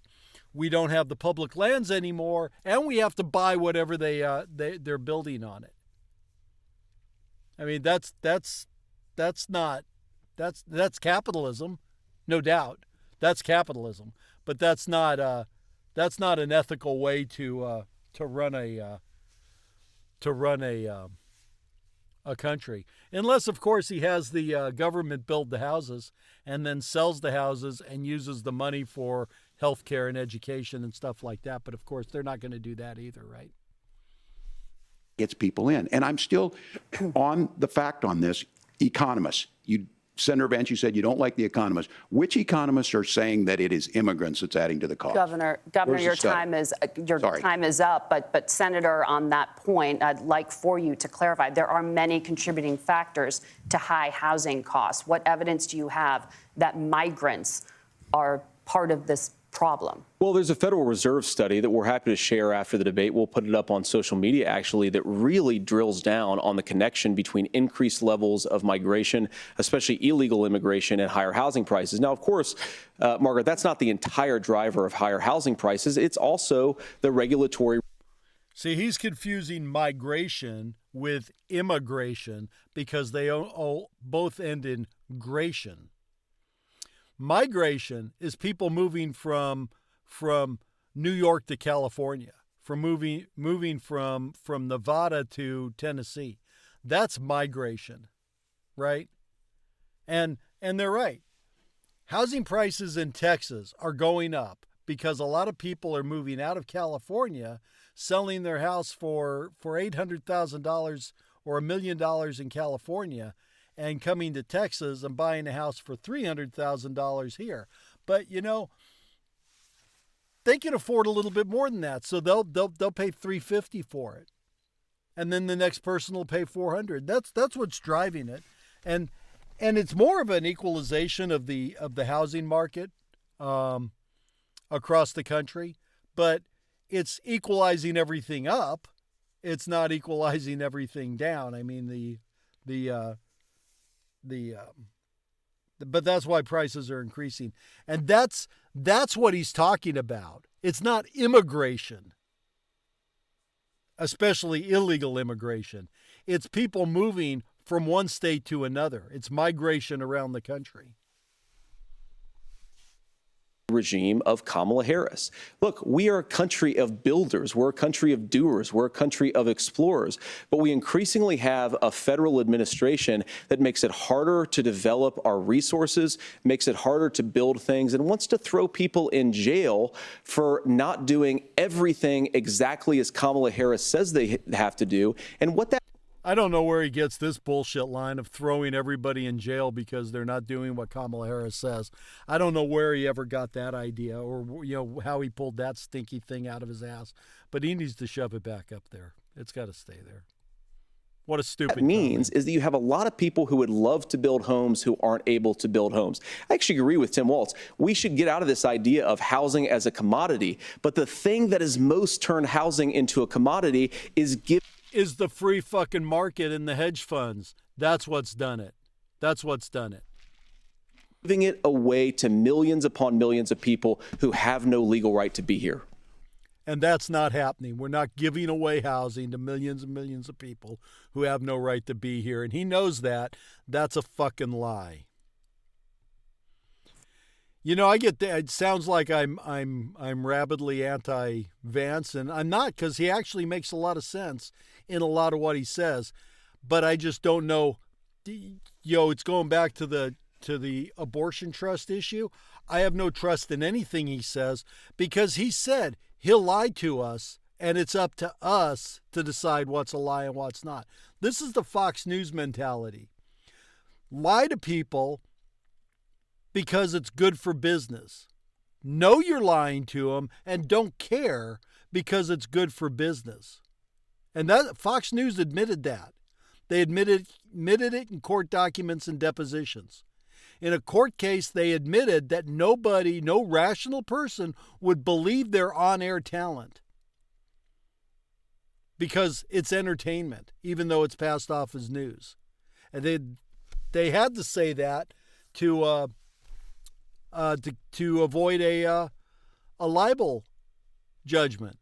They had to admit that no rational person would believe what they hear on Fox News. But it's the same thing with Vance. He said, I'm going to lie to you. I'm going to pull shit out of my ass. I'm going to throw it and see if it sticks to the wall.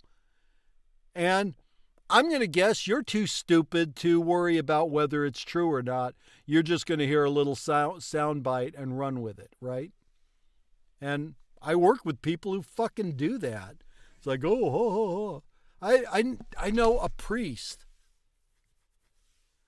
who during the 2020 election, during the 2016 election, would repost on Facebook all these bullshit memes that were absolutely not true.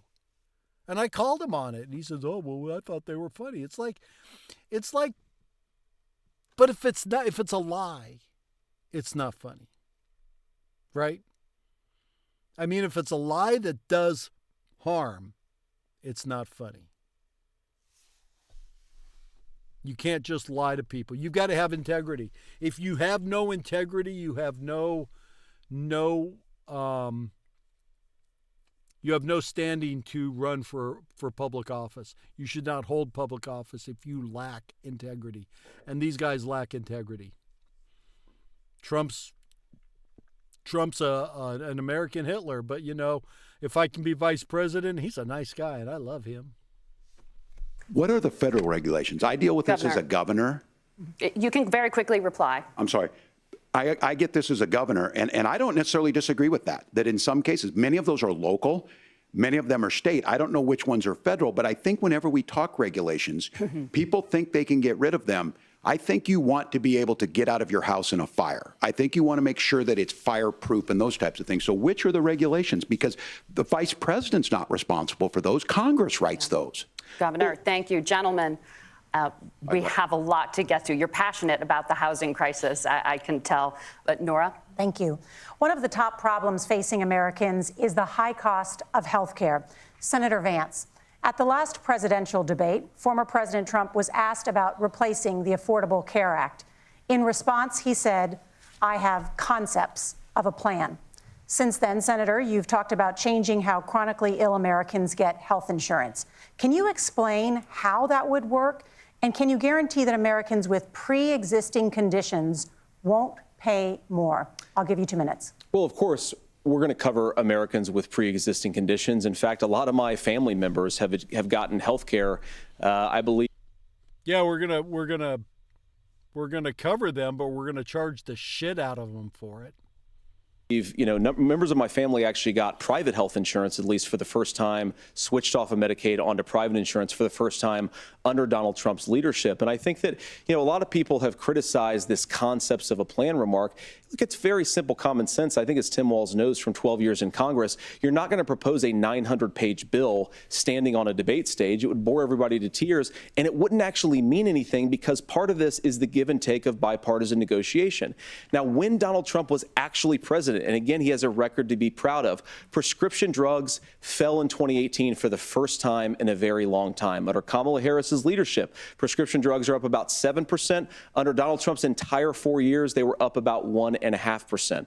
He introduced pricing transparency. Think about healthcare. You go into a hospital, you try to buy something, and nobody knows what it actually costs. That price transparency will actually give American consumers a little bit more choice and will also drive down costs. And we talked about, the reinsurance regulations is what I was talking about. Look, Donald Trump has said that if we allow states to experiment a little bit on how to cover both the chronically ill but the non-chronically ill, it's not just a plan. He actually implemented some of these regulations when he was president of the United States. And I think you can make a really good argument that it salvaged Obamacare, which was doing disastrously until Donald Trump came along.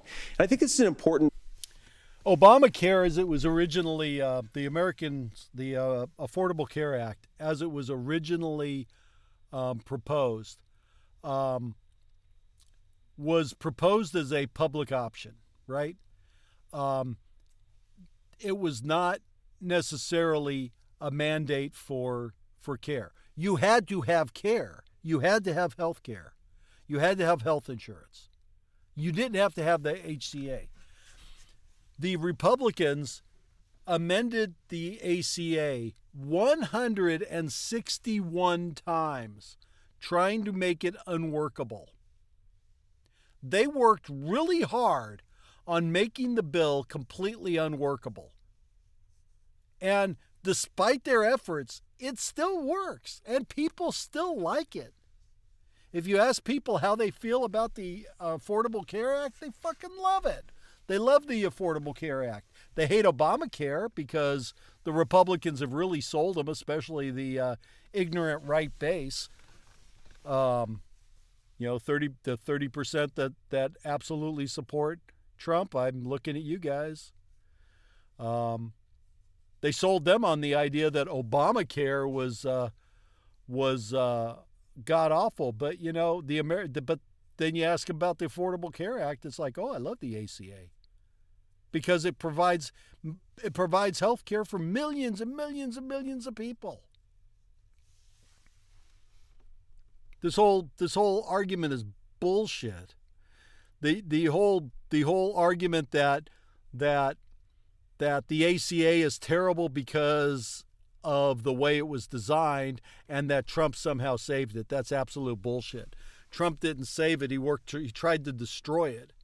He tried to finish destroying it, and the Republicans tried hard to destroy it when it was being proposed. It didn't end up being a great bill. It ended up being sausage because that's what they run through the grist mill of Congress. They put in good ideas and they grind them up, and you get sausage at the end. But this idea that he saved it, it's bullshit. It's a lie. He's lying to you again. Point about President Trump. Of course, you don't have to agree with everything that President Trump has ever said or ever done. But when Obamacare was crushing under the weight of its own regulatory burden and health care costs, Donald Trump could have destroyed the program. Instead, he worked in a bipartisan way to ensure that Americans had access to affordable care. It's not Congress worked hard to save it because constituents wanted it saved. Trump had nothing to do with it. He didn't save it. He had nothing to do with it. As Walz points out, Congress does this shit. Congress does it. And they tried, the far right tried multiple times to kill it off. And Congress prevented it from being killed off. Had nothing to do with Trump. It just happened during Trump's watch because Trump was trying to destroy the program. Repeal it now and replace it never. That's their idea. Perfect, of course, and there's so much more that we can do. But I think that Donald Trump has earned the right to put in place some better health care policies. He's earned it because he did it successfully the first time. Governor?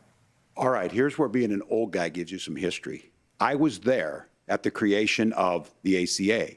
And the reason it was so important is I come from a major healthcare state, home of the Mayo Clinic, home to Medical Alley. 3M, Medtronic, all of those. We understand healthcare. It's why we're ranked first on affordability and accessibility and quality of healthcare.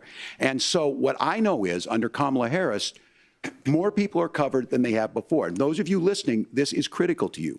Now, Donald Trump all of a sudden wants to go back and remember this. He ran on the first thing he was going to do on day one was to repeal Obamacare. On day one, he tried to sign an executive order to repeal the ACA. He signed on to a lawsuit to repeal the ACA, but lost at the Supreme Court. And he would have repealed the ACA had it not been for the courage of John McCain to save that bill. Now, fast forward, what that means to you is you lose your pre-existing conditions. If you're sitting at home and you got asthma, too bad. If you're a woman, probably not. Broke your foot during football, might kick you out. Your kids get kicked out when they're 26. Kamala Harris negotiated drug prices for the first time with Medicare. We have 10 drugs that will come online, the most common ones that'll be there. But look, this issue, and when Donald Trump said, I've got a concept of a plan, it cracked me up as a fourth grade teacher because my kids would have never given me that. But what Senator Vance just explained might be worse than a concept, because what he explained is pre-Obamacare. And I'll make this as simple as possible because I have done this for a long time. What they're saying is, if you're healthy, why should you be paying more? So what they're going to do is let insurance companies pick who they insure, because guess what happens? You pay your premium, it's not much. They figure they're not going to have to pay out to you. But those of you a little older, gray, got cancer, you're going to get kicked out of it. That's why the system didn't work. Kamala Harris will protect and enhance the ACA. Governor, thank you. Senator, you have not yet explained how you would protect. We need Medicare for all. That's what we need to do. We just need to open up Medicare to everybody.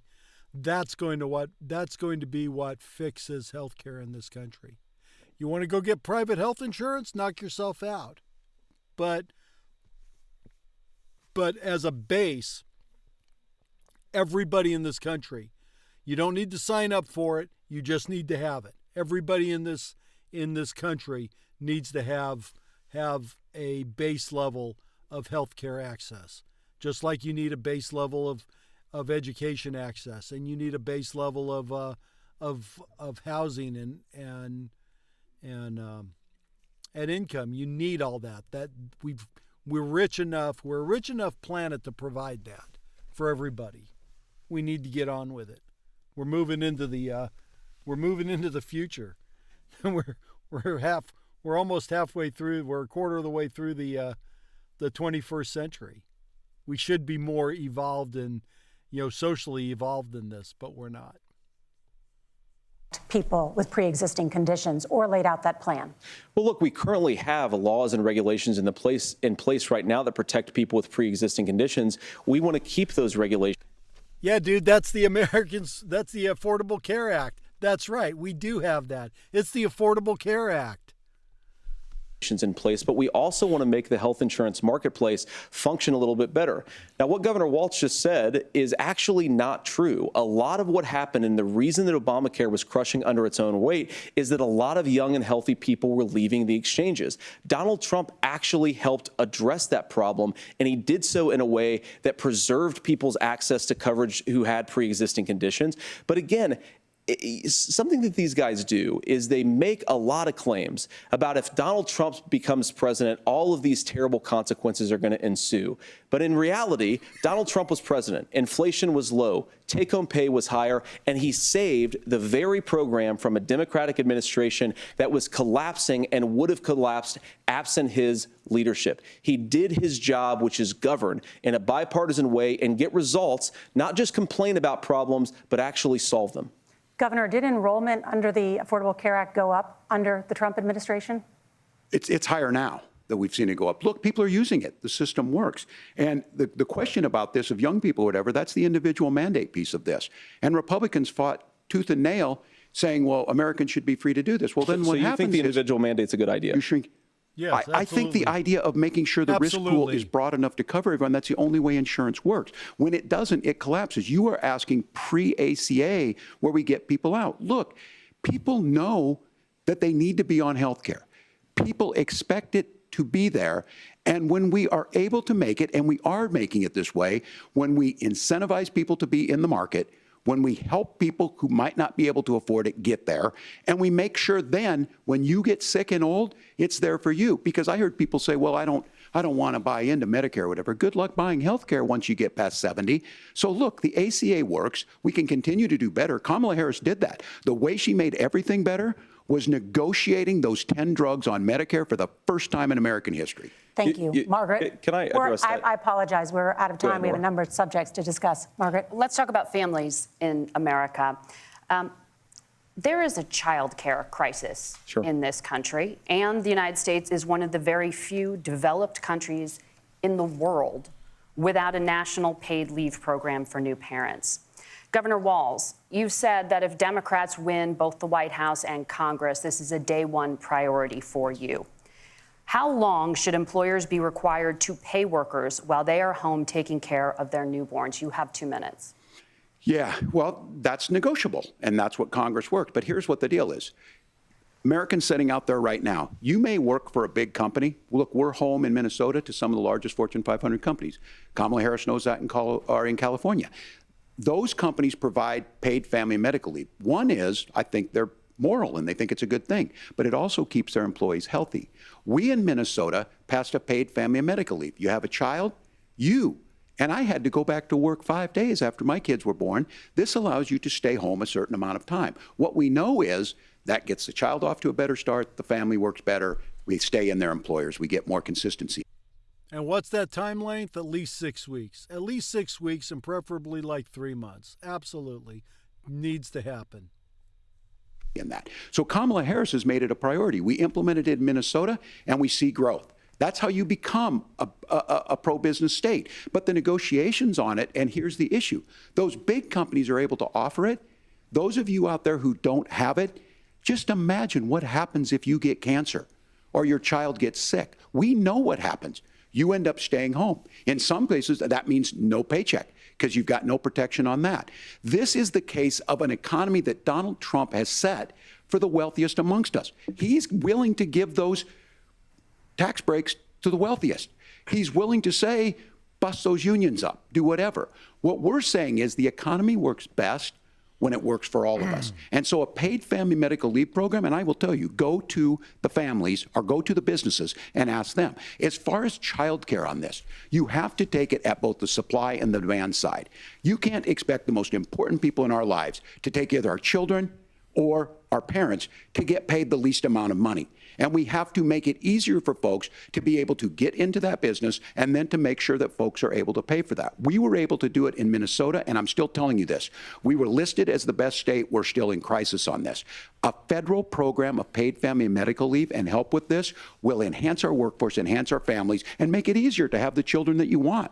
Governor, your time is up. Senator, do you support a national paid leave program? And if so, for how long should employers be mandated to pay their employees while they are home taking care of their newborn? You have 2 minutes. Yeah, well, first of all, Margaret, a number of my Republican colleagues and some Democrats, too, have worked on this issue. And I think there is a bipartisan solution here because a lot of us care about this issue. I mean, look, I speak from this very personally because I'm married to a beautiful woman who is an incredible mother to our 3 beautiful kids, but is also a very, very brilliant corporate litigator.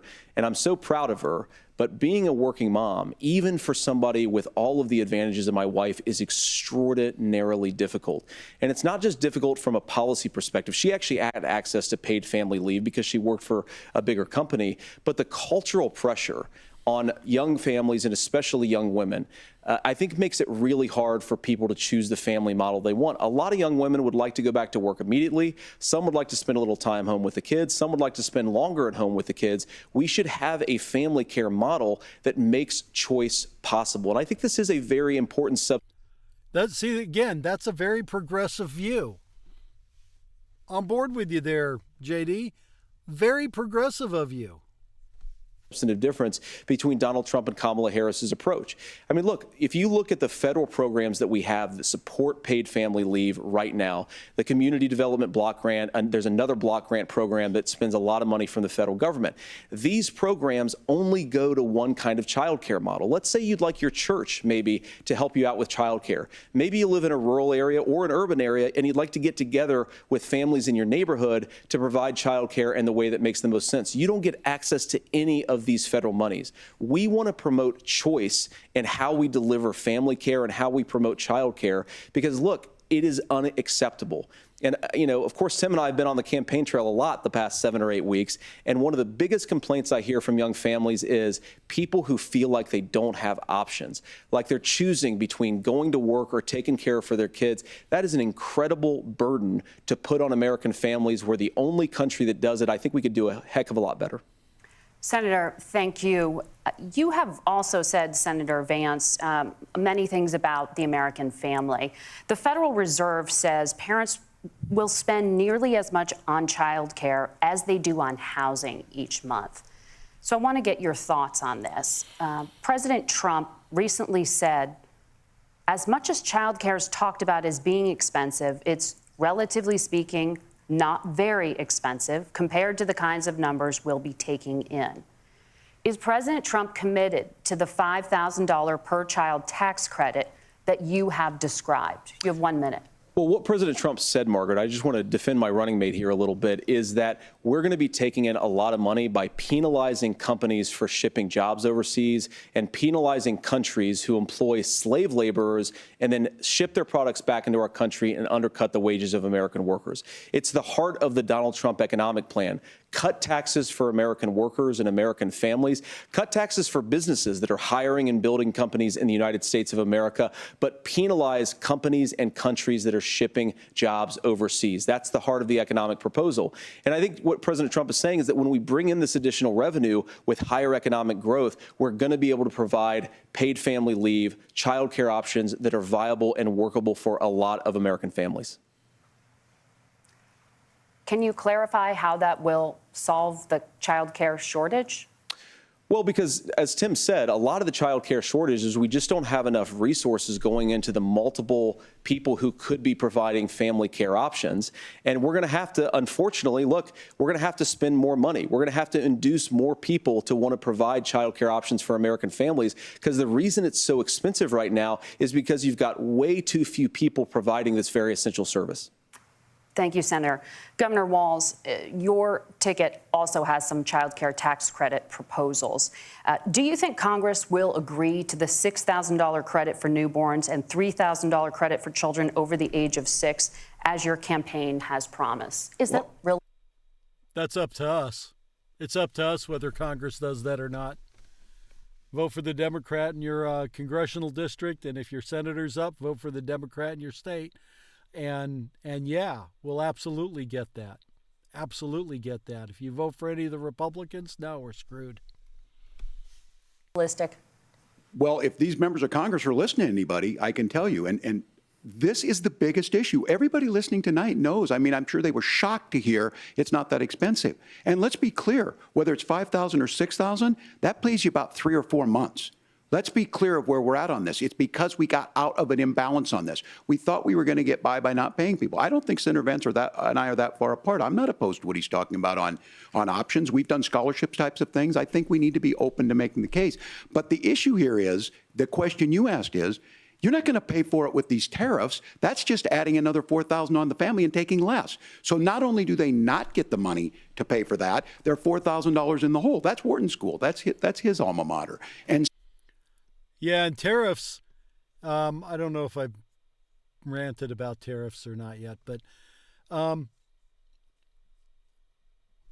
Trump likes to say that China will be paying all these tariffs, all these, foreign countries pay all these tariffs. That's not how a tariff works. A tariff is an import duty that's assessed on the product as it comes in. And the importer, the company in the U.S. that's bringing that product in, they pay the tariff. Then it gets priced into the product, and we end up paying it. So they're right. Harris and Walz are right. It is a sales tax. It is a sales tax that is hidden from view. Not too unlike a value-added tax. Before 1913, that's how the federal government raised money, through excise taxes and tariffs. So the U.S. population funded the federal government indirectly through the sales tax or through the higher prices that were resultant from the tariffs and excise taxes. But the idea that China's going to be paying all this money to the U.S. government, I mean, that's so fucking stupid that anybody who puts that argument forward, you should not vote for, because either they're that stupid or they expect you to be, and I don't think you are. I don't think they are. I just think they think if they say it long enough, you'll start to believe it. And a lot of people in Mississippi and Alabama and West Virginia do, right?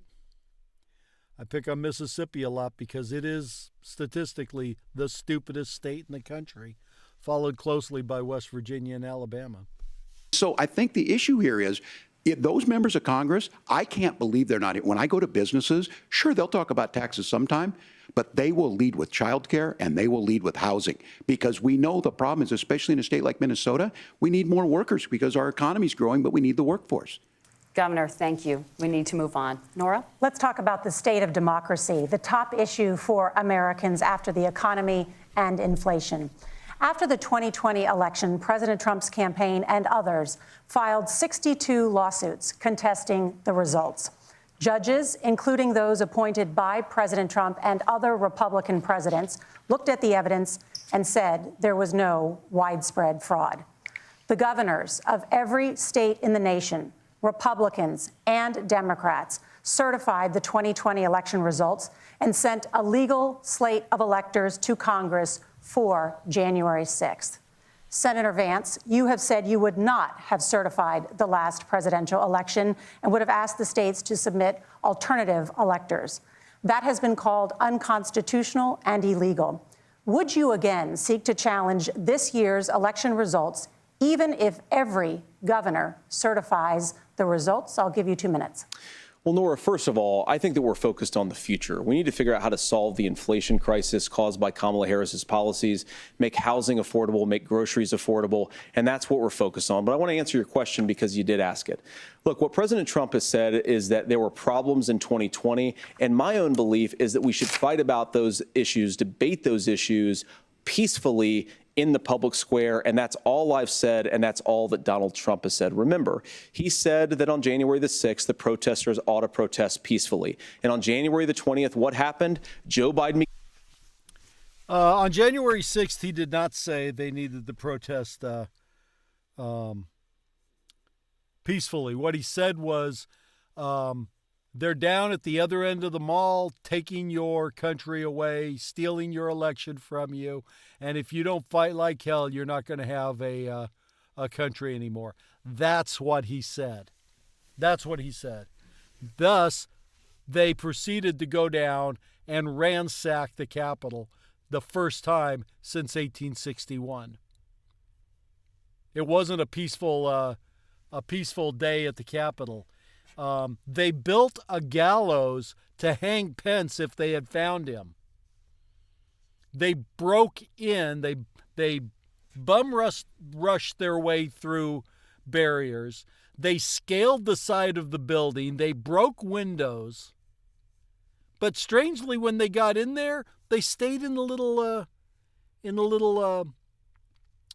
ropes.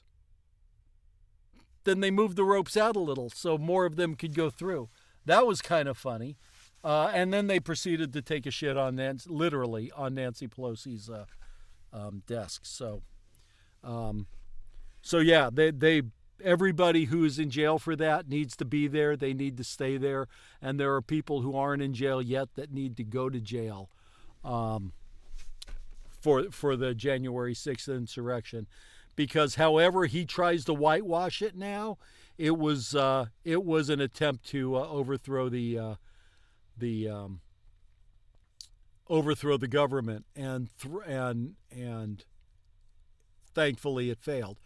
But the idea that the Congress votes not to certify an election just because you don't wanna, and then have the states resubmit electors so you might get a more favorable outcome, that's not democratic, and you should not support somebody who advocates that, and that's what he's advocating right now. Became the president, Donald Trump left the White House, and now, of course, unfortunately, we have all of the negative policies that have come from the Harris-Biden administration. I believe that we actually do have a threat to democracy in this country, but unfortunately, it's not the threat to democracy that Kamala Harris and Tim Walz want to talk about. It is the threat of censorship. It's Americans casting aside lifelong friendships because of disagreements over politics. It's big technology companies silencing their fellow citizens. And it's Kamala Harris saying that rather than debate and persuade her fellow Americans, she'd like to censor people who engage in misinformation. I think that is a much bigger threat to democracy than anything that we've seen in this country in the last 4 years, in the last 40 years. Now, I'm really proud, especially given that I was raised by two lifelong blue-collar Democrats, to have the endorsement of Bobby Kennedy Jr. and Tulsi Gabbard, lifelong. I like the way he pulls those out of his ass as the Democrats that support him. He's what a fucking idiot. and he's opposed to censorship of misinformation. So if you're intentionally lying, you should be able to do so with impunity. And if a private company says, we're not going to let you lie on our platform, that's somehow censorship, but really it's not, right?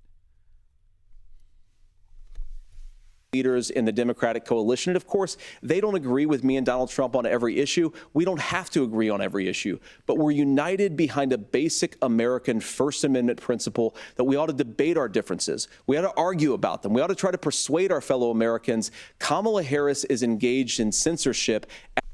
You don't debate your principles by lying. That's one of those self-evident truths. Debate has to be good faith, right? Anytime there's public discourse, it needs to be good faith. If you're lying, it's not good faith. Dumbass. At an industrial scale. She did it during COVID. She's done it over a number of other issues. And that, to me, is a much bigger threat to democracy than what Donald Trump said when he said that protesters should peacefully protest on January the 6th. Governor? Well, I've enjoyed tonight's debate, and I think there was a lot of commonality here. And I'm sympathetic to misspeaking on things, and I think I might have with the senator. Me too, man. There's one though that this one is troubling to me, and I say that because I think we need to tell the story. Donald Trump refused to acknowledge this. And the fact is that I don't think we can be the frog in the pot and let the boiling water go up. He was very clear. I mean, he lost this election, and he said he didn't. 140 police officers were beaten at the Capitol that day, some with the American flag. Several later died. And it wasn't just in there. In Minnesota, a group gathered on the state Capitol grounds in St. Paul and said, we're marching to the governor's residence, and there may be casualties. The only person there was my son and his dog, who was rushed out crying by state police. That issue, and Mike Pence standing there as they were chanting, hang Mike Pence. Mike Pence made the right decision. So, Senator, it was adjudicated over and over and over. I worked with kids long enough to know, and I said as a football coach, sometimes you really want to win, but the democracy is bigger than winning an election. You shake hands, and then you try and do everything you can to help the other side win.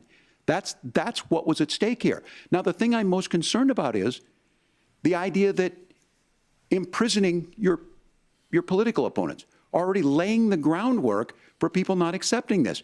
And a president's words matter. A president's words matter. People hear that. So I think this issue of settling our differences at the ballot box, shaking hands when we lose, being honest about it, but to deny what happened on January 6th, the first time in American history that a president or anyone tried to overturn a fair election and the peaceful transfer of power. And here we are 4 years later in the same boat. I will tell you this, that when this is over, we need to shake hands this election, and the winner needs to be the winner. This has got to stop. It's tearing our country apart. Margaret? Senator Vance, did you want to respond to that? Yeah, well, look, Tim, first of all, it's really rich for Democratic leaders to say that Donald Trump is a unique threat to democracy when he peacefully gave over power on January the 20th, as we have done for 250 years. He was forced to do that. He was forced to do that by the people around him. He tried his hardest not to do that. It's really rich that you would try to whitewash all the efforts to change the vote counts in Arizona and Georgia to get to become the winner, and then say, oh, well, you know, he peacefully gave over power. Yeah, he had to. What a dumbass. This country. We are going to shake hands after this debate and after this election. And of course, I hope that we win, and I think we're going to win. But if Tim Walz is the next vice president, he'll have my prayers, he'll have my best wishes, and he'll have my help whenever he wants it. But we have to remember that for years in this country, Democrats protested the results of elections. Hillary Clinton in 2016 said that Donald Trump had the election stolen by Vladimir Putin because the Russians bought like $500,000 worth of Facebook ads. This has been going on for a long time. And if we want to say that we need to respect the results of the election, I'm on board. But if we want to say, as Tim Walz is saying, that this is just a problem that Republicans have had, I don't buy that. Governor. January 6th was not Facebook ads. And I think a revisionist history on this. Look, I don't understand how we got to this point. But the issue was that happened.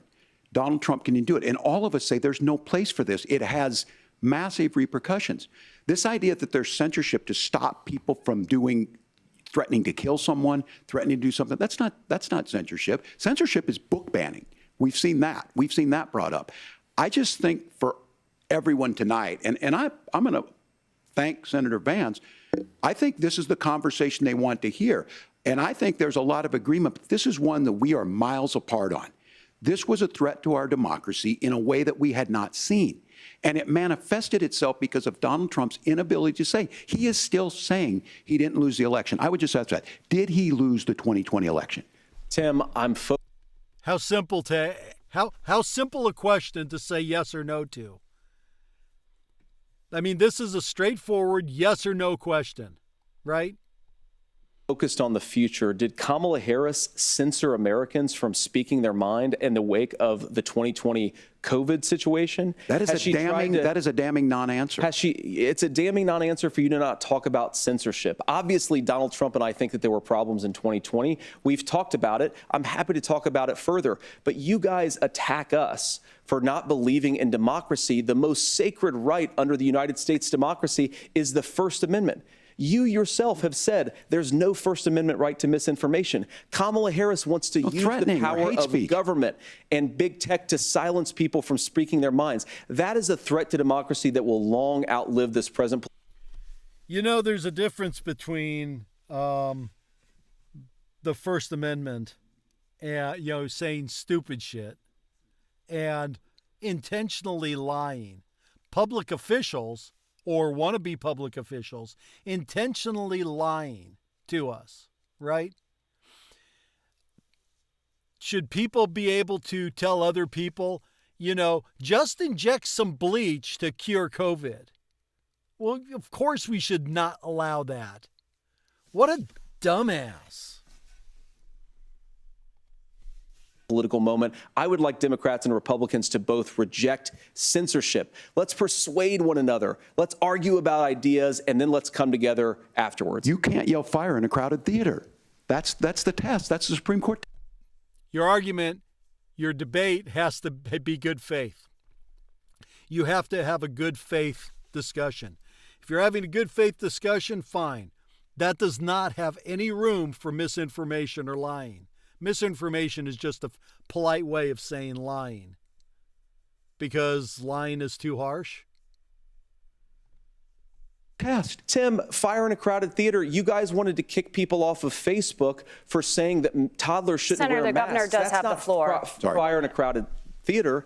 That is criticizing the policies of the government, which is the right of every American. Senator, the governor does have the floor for 1 minute to respond to you. Yeah, well, I don't run Facebook. What I do know is I see a candidate out there who refused, and now again, and this I'm pretty shocked by this. He lost the election. This is not a debate. It's not anything anywhere other than in Donald Trump's world. Because look, when Mike Pence made that decision to certify that election, that's why Mike Pence isn't on this stage. What I'm concerned about is, where is the firewall with Donald Trump? Where is the firewall if he knows he could do anything, including taking an election, and his vice president's not going to stand to it? That's what we're asking you, America. Will you stand up? Will you keep your oath of office, even if the president doesn't? And I think Kamala Harris would agree. She wouldn't have picked me if she didn't think I would do that, because of course that's what we would do. So America, I think you've got a really clear choice on this election of who's going to honor that democracy and who's going to honor Donald Trump. Governor, your time is up. Thank you, gentlemen. We will be right back with both of our candidates. The CBS News vice presidential debate continues.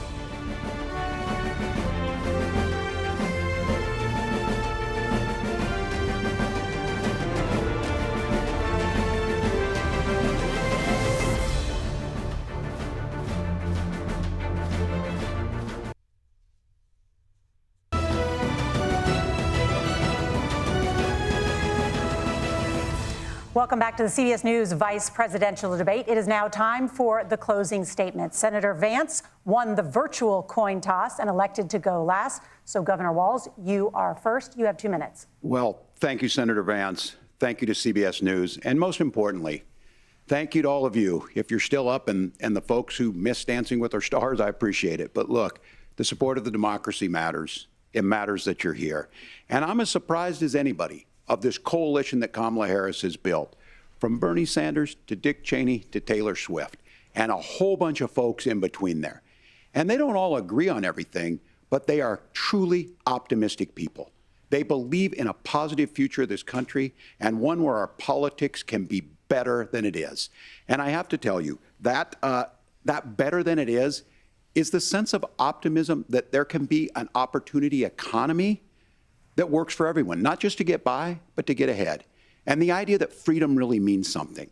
Not the freedom of government to be in your bedroom or exam room, but the freedom for you to make choices about yourself. Now, look, we all know who Donald Trump is. He's told us, and as Maya Angelou said, believe him when he told you that. His first inaugural address talked about American carnage, and then he spent 4 years trying to maybe do that. Senator Vance tonight made it clear he will stand with Donald Trump's agenda. He will continue to push down that road. Excuse me. Kamala Harris gives us a different option. Now, I'll have to tell you, I'm going to be careful about the quotes, but there's one that Senator Vance said that does resonate with me. He said, Donald Trump makes the people I care about afraid. A lot of America feels that way. We don't need to be afraid. Franklin Roosevelt was right. All we have to fear is fear itself. Kamala Harris is bringing us a new way forward. She's bringing us a politics of joy. She's bringing real solutions for the middle class, and she's centering you at the heart of that. All the while asking everyone, join this movement, make your voices heard. Let's look for a new day where everybody gets that opportunity and everybody gets a chance to thrive. I humbly ask for your vote on November 5th for Kamala Harris. Governor Walz, thank you. Senator Vance, your closing statement. Well, I want to thank Governor Walz, you folks at CBS, and of course the American people for tuning in this evening. And one of the issues we didn't talk about was energy. And I remember when I was being raised by my grandmother, when she didn't have enough money to turn on the heat some nights because Ohio gets pretty cold at night and because money was often very tight. I'm pretty sure they talked about energy. And I believe, as a person who wants to be your next vice president, that we are a rich and prosperous enough country where every American, whether they're rich or poor, ought to be able to turn on their heat in the middle of a cold winter night. That's gotten more difficult thanks to Kamala Harris's energy policies. I believe that whether you're rich or poor, you ought to be able to afford a nice meal for your family. That's gotten harder because of Kamala Harris's policies. I believe that whether you're rich or poor, you ought to be able to afford to buy a house. You ought to be able to live in safe neighborhoods. You ought to not have your communities flooded with fentanyl. And that, too, has gotten harder with because of Kamala Harris's policies. Now, I've been in politics long enough to do what Kamala Harris does when she stands before the American people and says that on day one, she's going to work on all these challenges I just listed. She's been the vice president for 3.5 years. Day one was 1,400 days ago, and her policies have made these problems worse.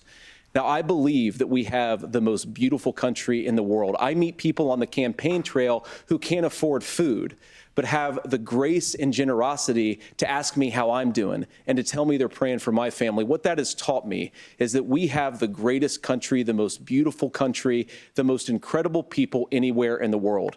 But they're not going to be able to achieve their full dreams with the broken leadership that we have in Washington. They're not going to be able to live their American dream if we do the same thing that we've been doing for the last 3.5 years. We need change. We need a new direction. We need a president who has already done this once before and did it well. Please vote for Donald Trump. And whether you vote for me or vote for Tim Walz, I just want to say I'm so proud to be doing this, and I'm rooting for you. God bless you, and good night. Senator Vance, thank you. And thank you both for participating in the only vice presidential debate of this election cycle. I'm Margaret Brennan. And I'm Nora O'Donnell. And a reminder, there are just 35 days until Election Day. Please get out and vote. And for all of us here at CBS News, thank you and good night. Yep. Make sure you vote. That's the most important thing. Hopefully you'll vote correctly and not right. But everybody in this country needs to vote. We need to hit 80% turnout. Everybody needs to vote. Even the people they're trying to keep off the out of the voting rolls. So Cool. See you later, dudes.